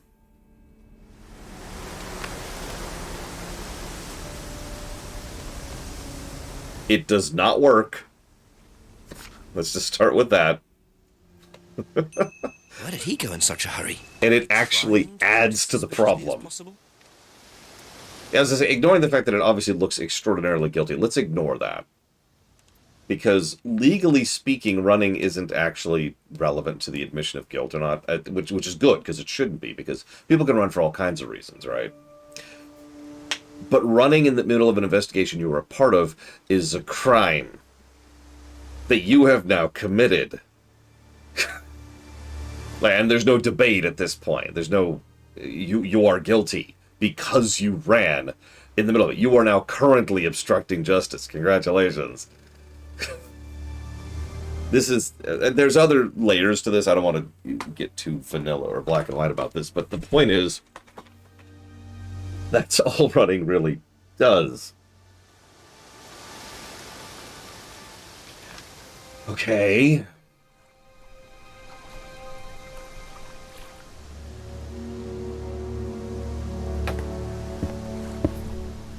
Did he seriously? Okay, so I actually have a theory of where to go, and we're gonna go there.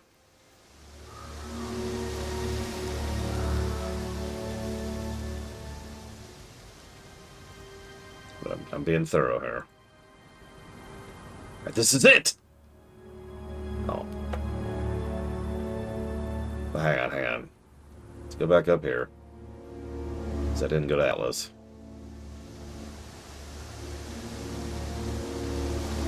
It's only illegal if they catch you.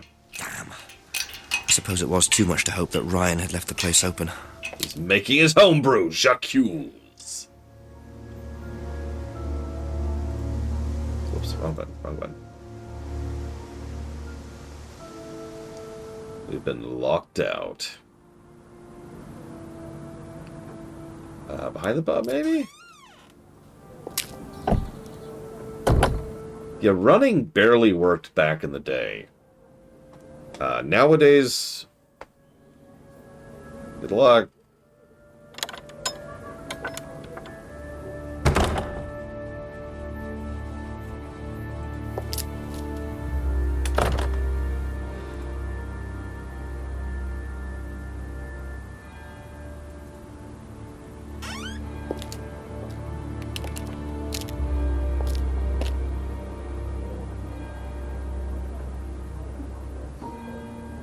I mean, I can't remember the term. There's actually a legal term for false confessions. And that's exactly what I would flag that as. I would flag this as this is not a valid confession. True, Xavion. Like I said, it can work. I notice we can't go into Brendan's house either.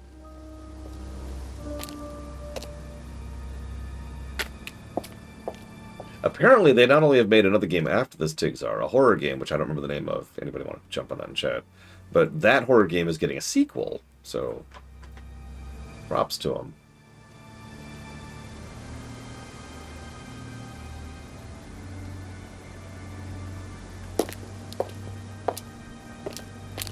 Yeah, I noticed they don't actually call it an FMV game. They call it live action game, I think. I was looking at this the other day. Hang on.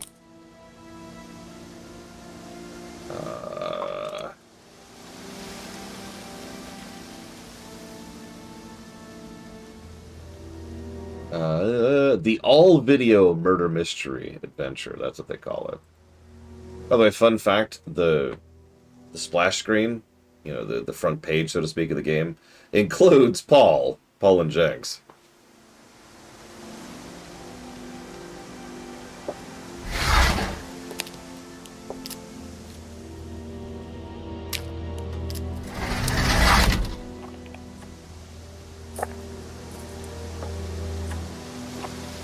Probably Uthor.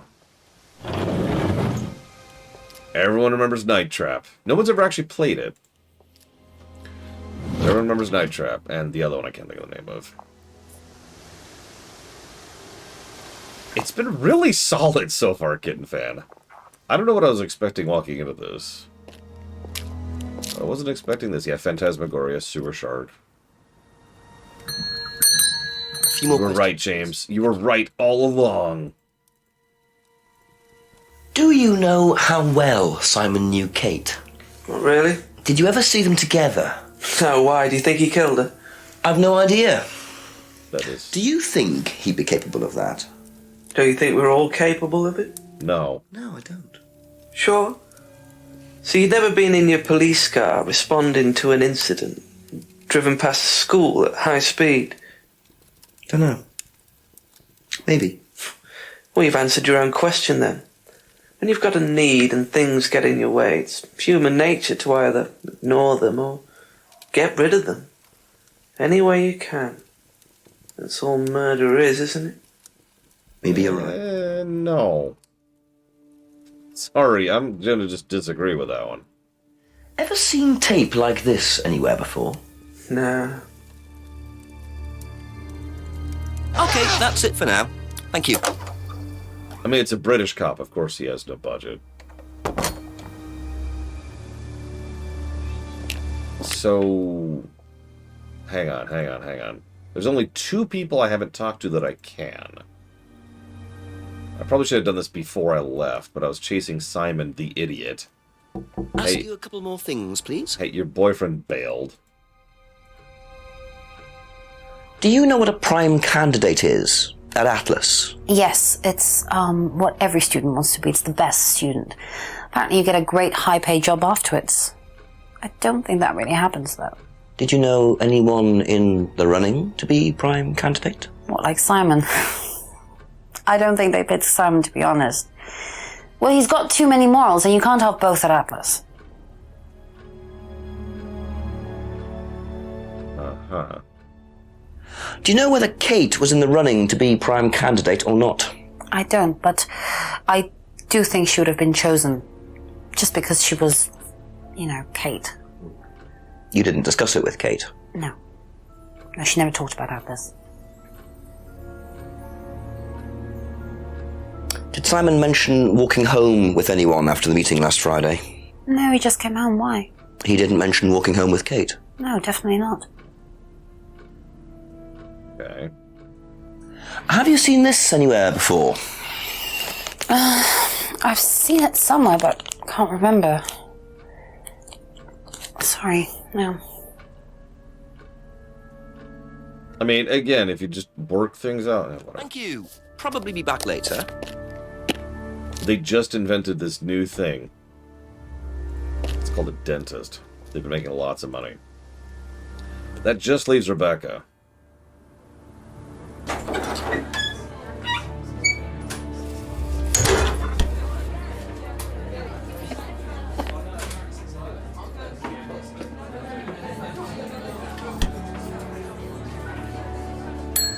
few more questions, if you don't mind. Do you know what a prime candidate is? At Atlas, it's the best student. And what does that mean? It means they get a guaranteed job with a very good salary. Well, that's the idea anyway. But? Mostly they aren't up to it. And what happens then? They get sacked. So you're saying the people in charge of sacking the people who got sacked are getting sacked. Did you know Kate Vine was a prime candidate? No. Okay. Have you seen patterned tape like this anywhere before? Oh, Ryan's got some. I know because I borrowed it. When was that? A couple of months ago? Have you still got it? I don't think so. I haven't seen it since then.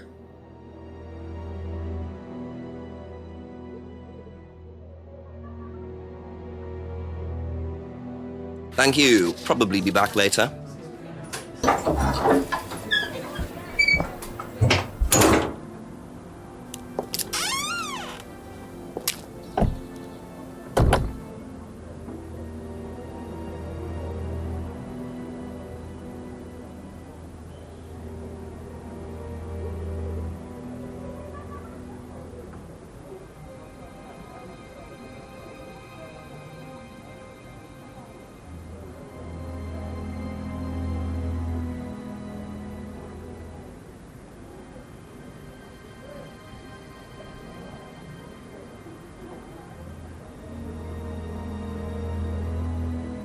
That's a weird contradiction, but it is a contradiction.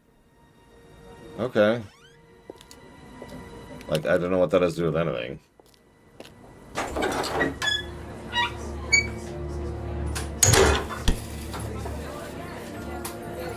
Ask about a few more things, please. 2 months ago, and... where's the frickin' broken window thing? There it is, broken pub window.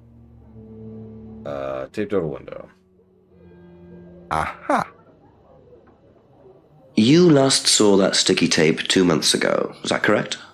Yes.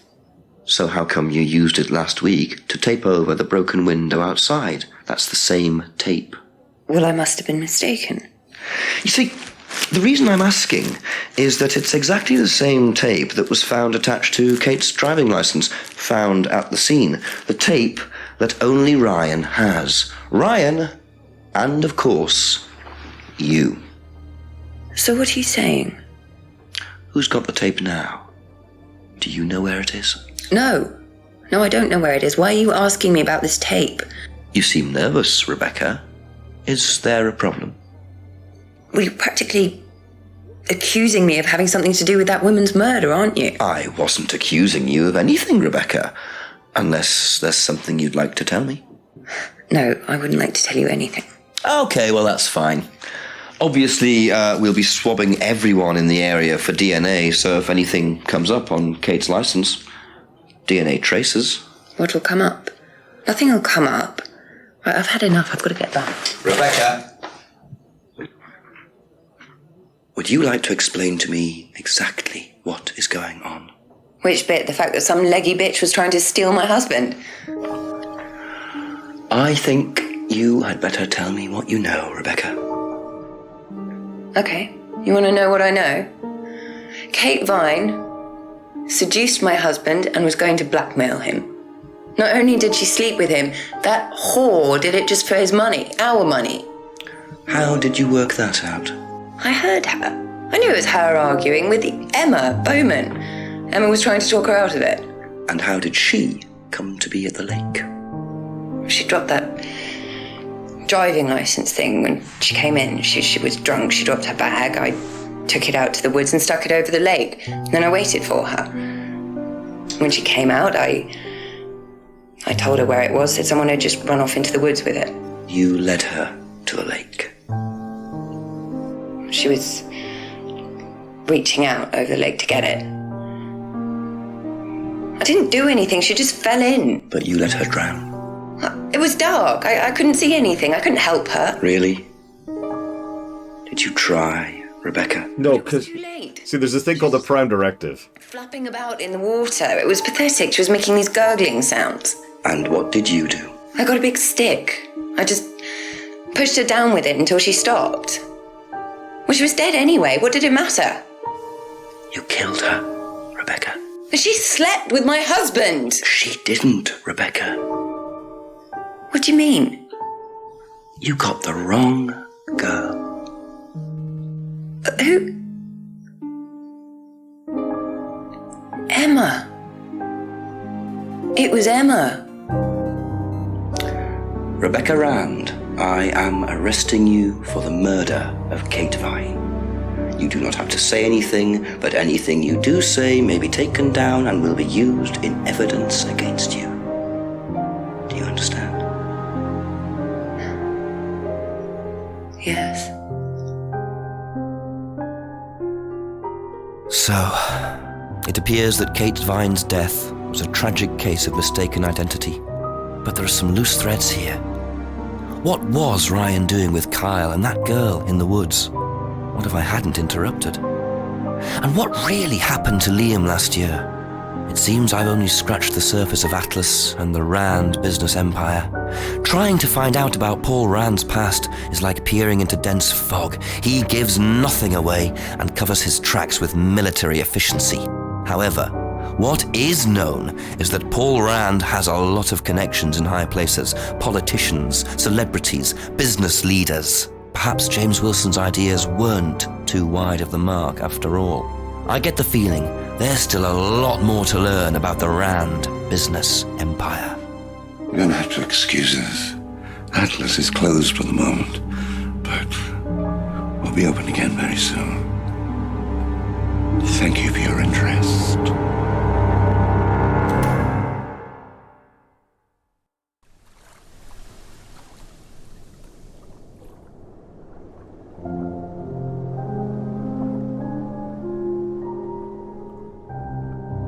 I'm actually a little bit surprised, although that makes sense.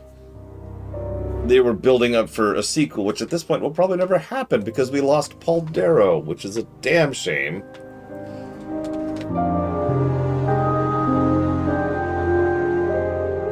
But yeah, I did actually call that. I even called it for the right reason. What's funny is I was turbo doubting myself. Like, I was like, oh my god, no, it's this and this and that, and it's this other thing completely unrelated.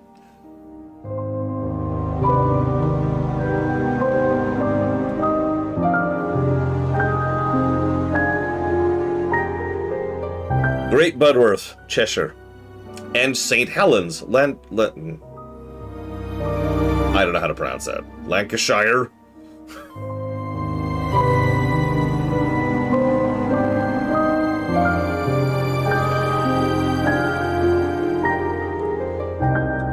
Lancashire. Honestly, bravo. I'm really sad we're not going to get a sequel, but I'm at least glad they're still making stuff. I'll never play it because it's horror.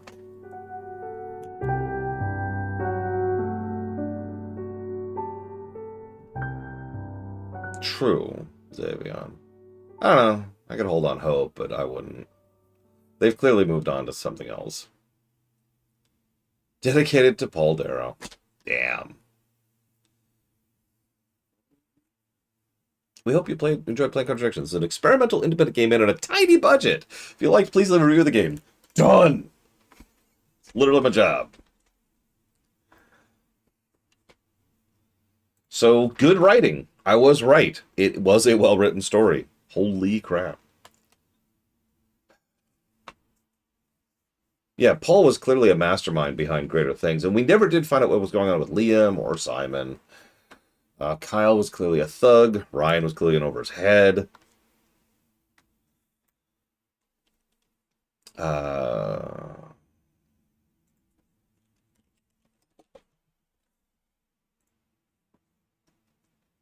Listen, British people having bad teeth is like American people being fat. There's no real validity there. You know how it is.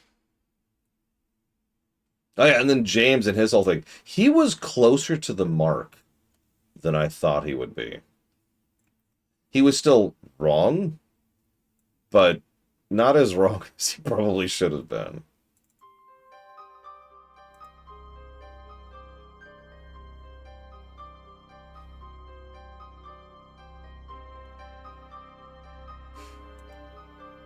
Yeah, it happens a lot. But that's not the whole story. I guess that is it. Yeah. It says 96% on progress. I wonder what I missed.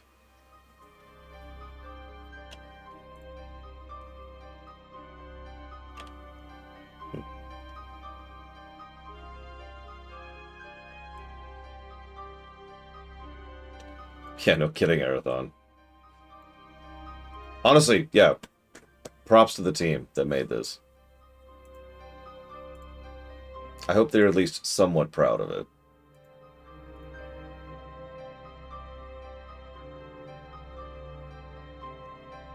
I missed asking James about the tape. No, I don't know anything about that. And that's it. That's all I missed. Oh well. Alright. Yeah, Jenks has actually kept acting in this kind of stuff. I actually saw that yesterday. Okay, so give me a second. This shouldn't be a super long audit. But let me go ahead and at least get all this going. Normally I'd have like a speed run going, but like, I mean... Actually, is there a speed run of this game?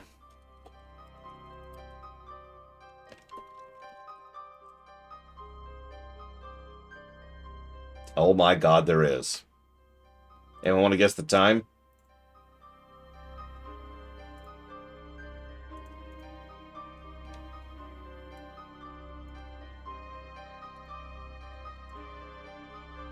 Hang on.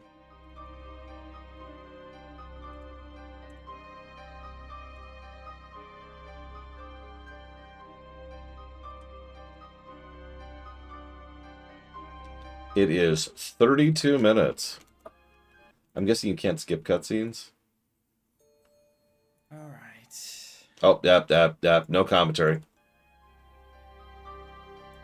Garbage, Spartan. Terrible game. You should play it. It's a good game. Okay.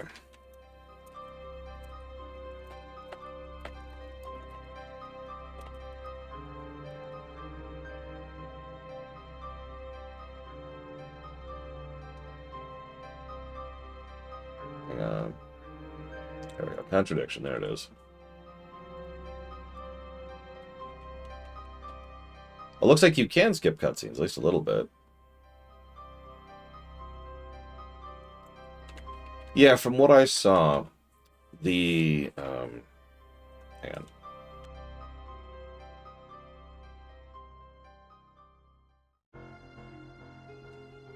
(812). From what I saw, Markiplier gave the game a boost, which is why it got a sequel.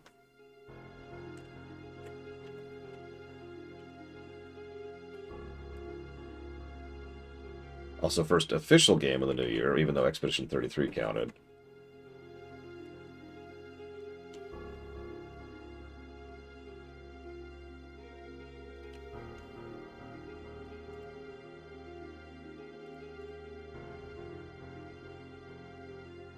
I'm just going to put this under visual novel because it honestly slowly becoming a bit of a generic category for games like this. Yes, Lufia 2R. It bottom 4. Honestly, a little shocked at that one. That was impressively bad.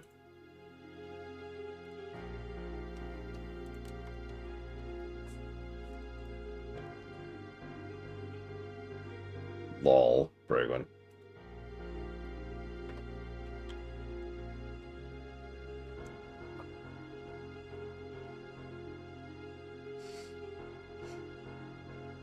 Six pluses for voice acting. Honestly, legitimately impressed with the cast.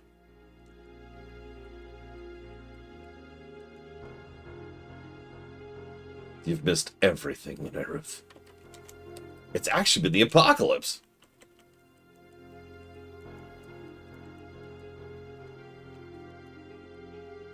It was you, Lenareth. You murdered that poor girl.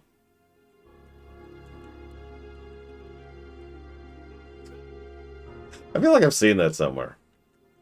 It was you, player character. You were always the murderer.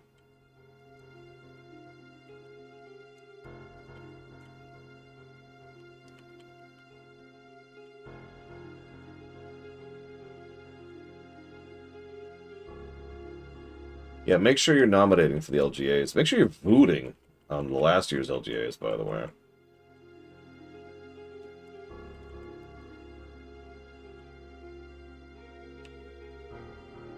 Wait, what about Heavy Rain?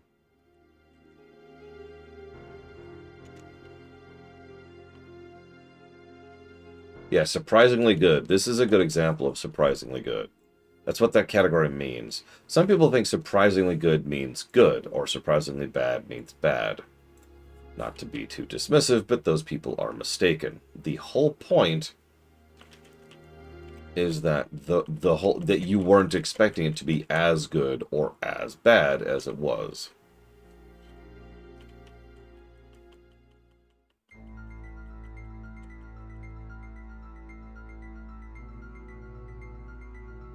Yeah, if you expected a negative 100 and got a 0, that is unexpectedly good. We actually had one of those with Metroid Plus Saving, if you remember, last year.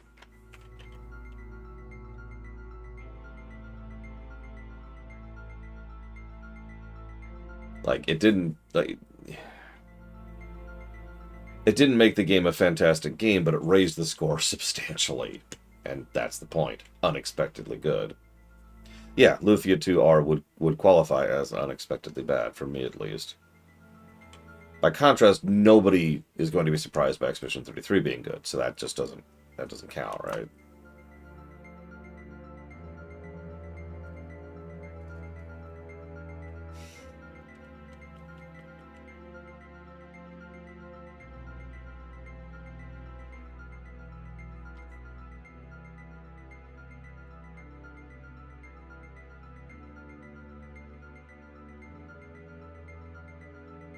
Yeah, exactly, Tigzer. Yeah, I did start this game last year. It's been a long playthrough. Also, can I just say really quick praise to the actress at the end there? The way she sells the total sociopathic vibe there, right?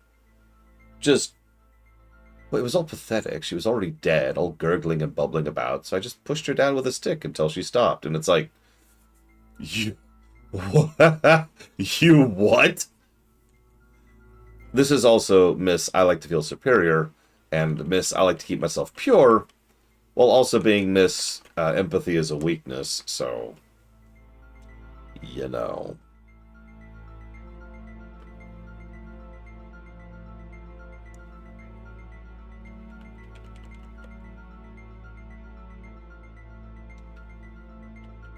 Honestly, I love that part, when she realized she killed the wrong person.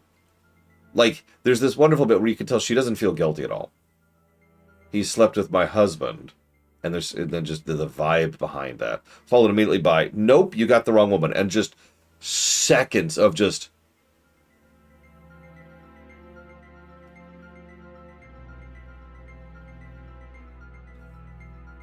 And it was, of course, it was a close-up shot, so she could do a lot of facial acting, too.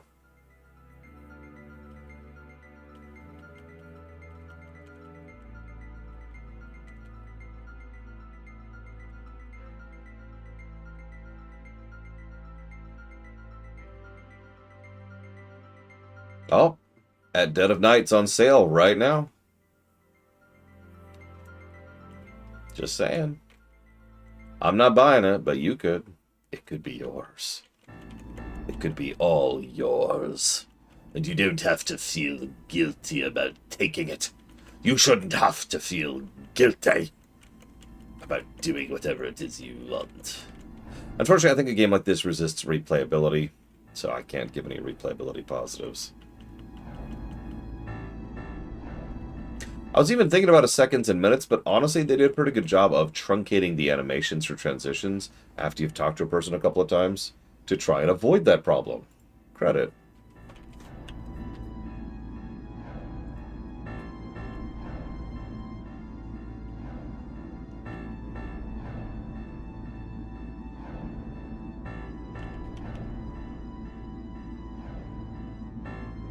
That would be funny, Brooklyn. Up.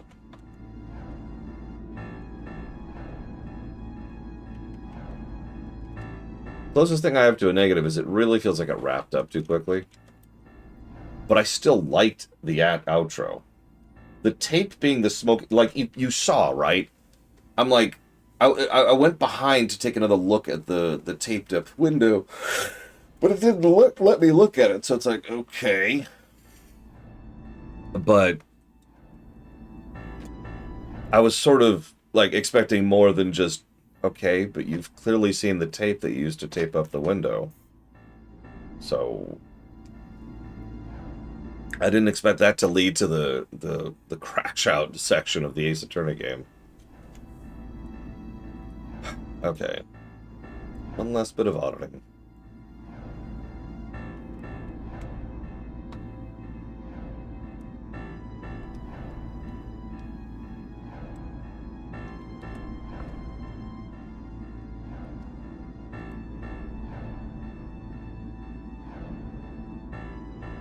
We're playing Kirby next, sorry. I keep leaving it kind of blank because I'm not sure if things will get funded. There's a couple of games that are very close to being funded right now.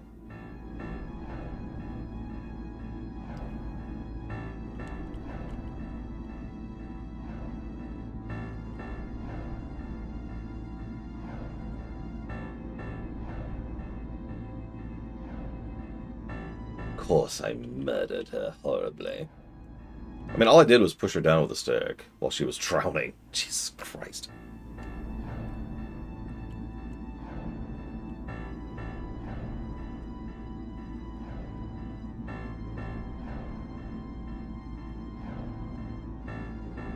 Well, I've got really bad news, Kinnick's cow. He ain't pink yet.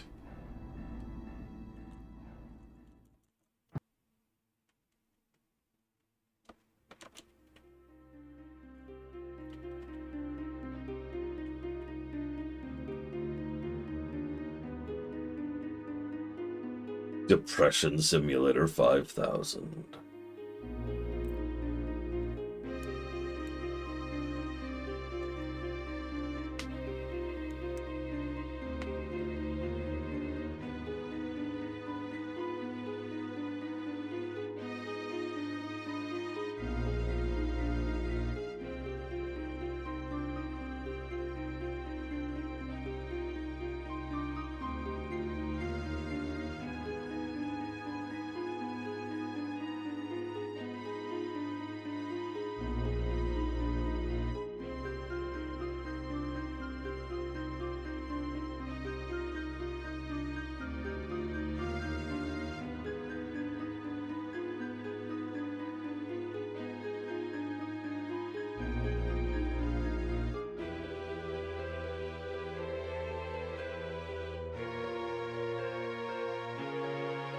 So it looks like, I'm sorry, I was curious about something. It looks like Paul Darrow actually had the aneurysm in late 2014.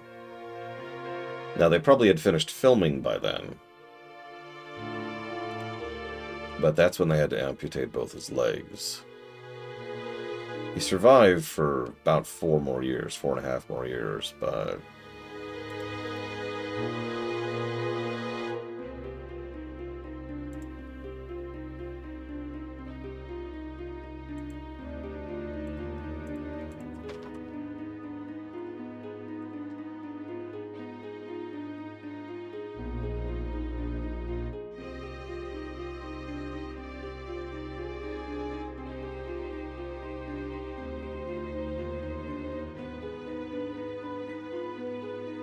as I am unfond of saying. Death sucks.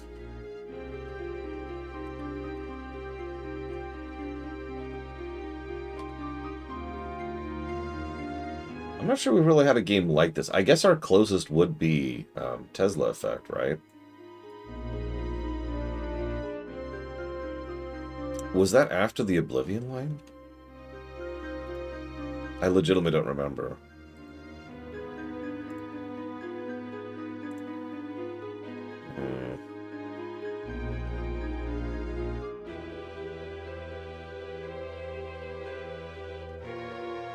Looks like it wasn't, because I don't have it listed here. Let me just check my own site really quick. Just curious.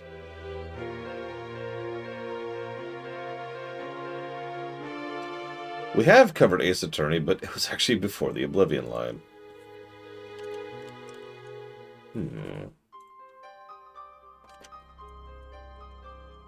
Oh, no, there it is. 2022, Tex Murphy Tesla Effect. What do you know? That got a 28.89 for a bit of perspective.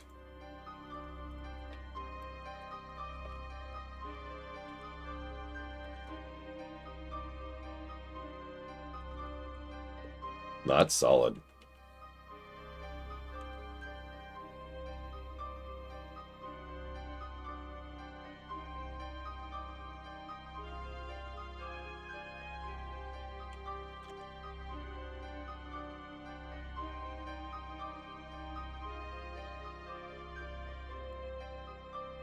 Ladies and gentlemen, Contradiction. So if we're counting this as visual novel, which I am, it's kind of point and clicky. Although, did I put the other one under point and click? Do I have a category for point and click? I do, it's right here. Tesla isn't there. I should fix that. Anyways, I suppose it doesn't matter. Plus 28 to story. That's quite solid. That's right alongside the Stanley Parable and Valhalla. Oh, and Star Trek Resurgence, for a bit of perspective. Doesn't quite hit the heights of Pentiment or Tales from the Borderlands, but those games are bonkers good, so that's not surprising. Plus 28 is really solid for a game like this. That's 3.5 positives per hour and a 100% ratio. I thought about it as I was going over the audit. I could not think of any story negatives. Nothing particularly major or flawed. Probably the closest thing to me was Kyle, the thug, who was a thug. Like, the actor was not particularly good. And Kyle himself was a very vanilla character, and that's about as close as I got to a negative. But even that just was like... Gameplay plus 2. This is very normal. Most visual novel games don't have much on the gameplay axis. In fact, our highest would be Citizen Sleeper at 9, and Pentiment at 8. So 2 is basically above 0 is fine. The Midnight Fake ticking clock, I mean... I guess? Ultimately, it didn't really seem to matter or be relevant for any real significance. So I suppose you could argue that, but I'm not sure that actually detracted from my enjoyment of it, so... Anyways, that's a quarter of a positive per hour and a 75% ratio on the gameplay, giving us our final golden number of... Drumroll, please. Let's see, where's the guessing sheet? Oh, it's up here. Boop. Let's see, who won?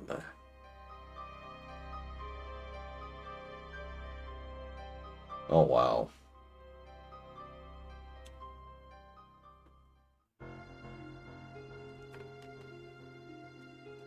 $70. It's already damned good.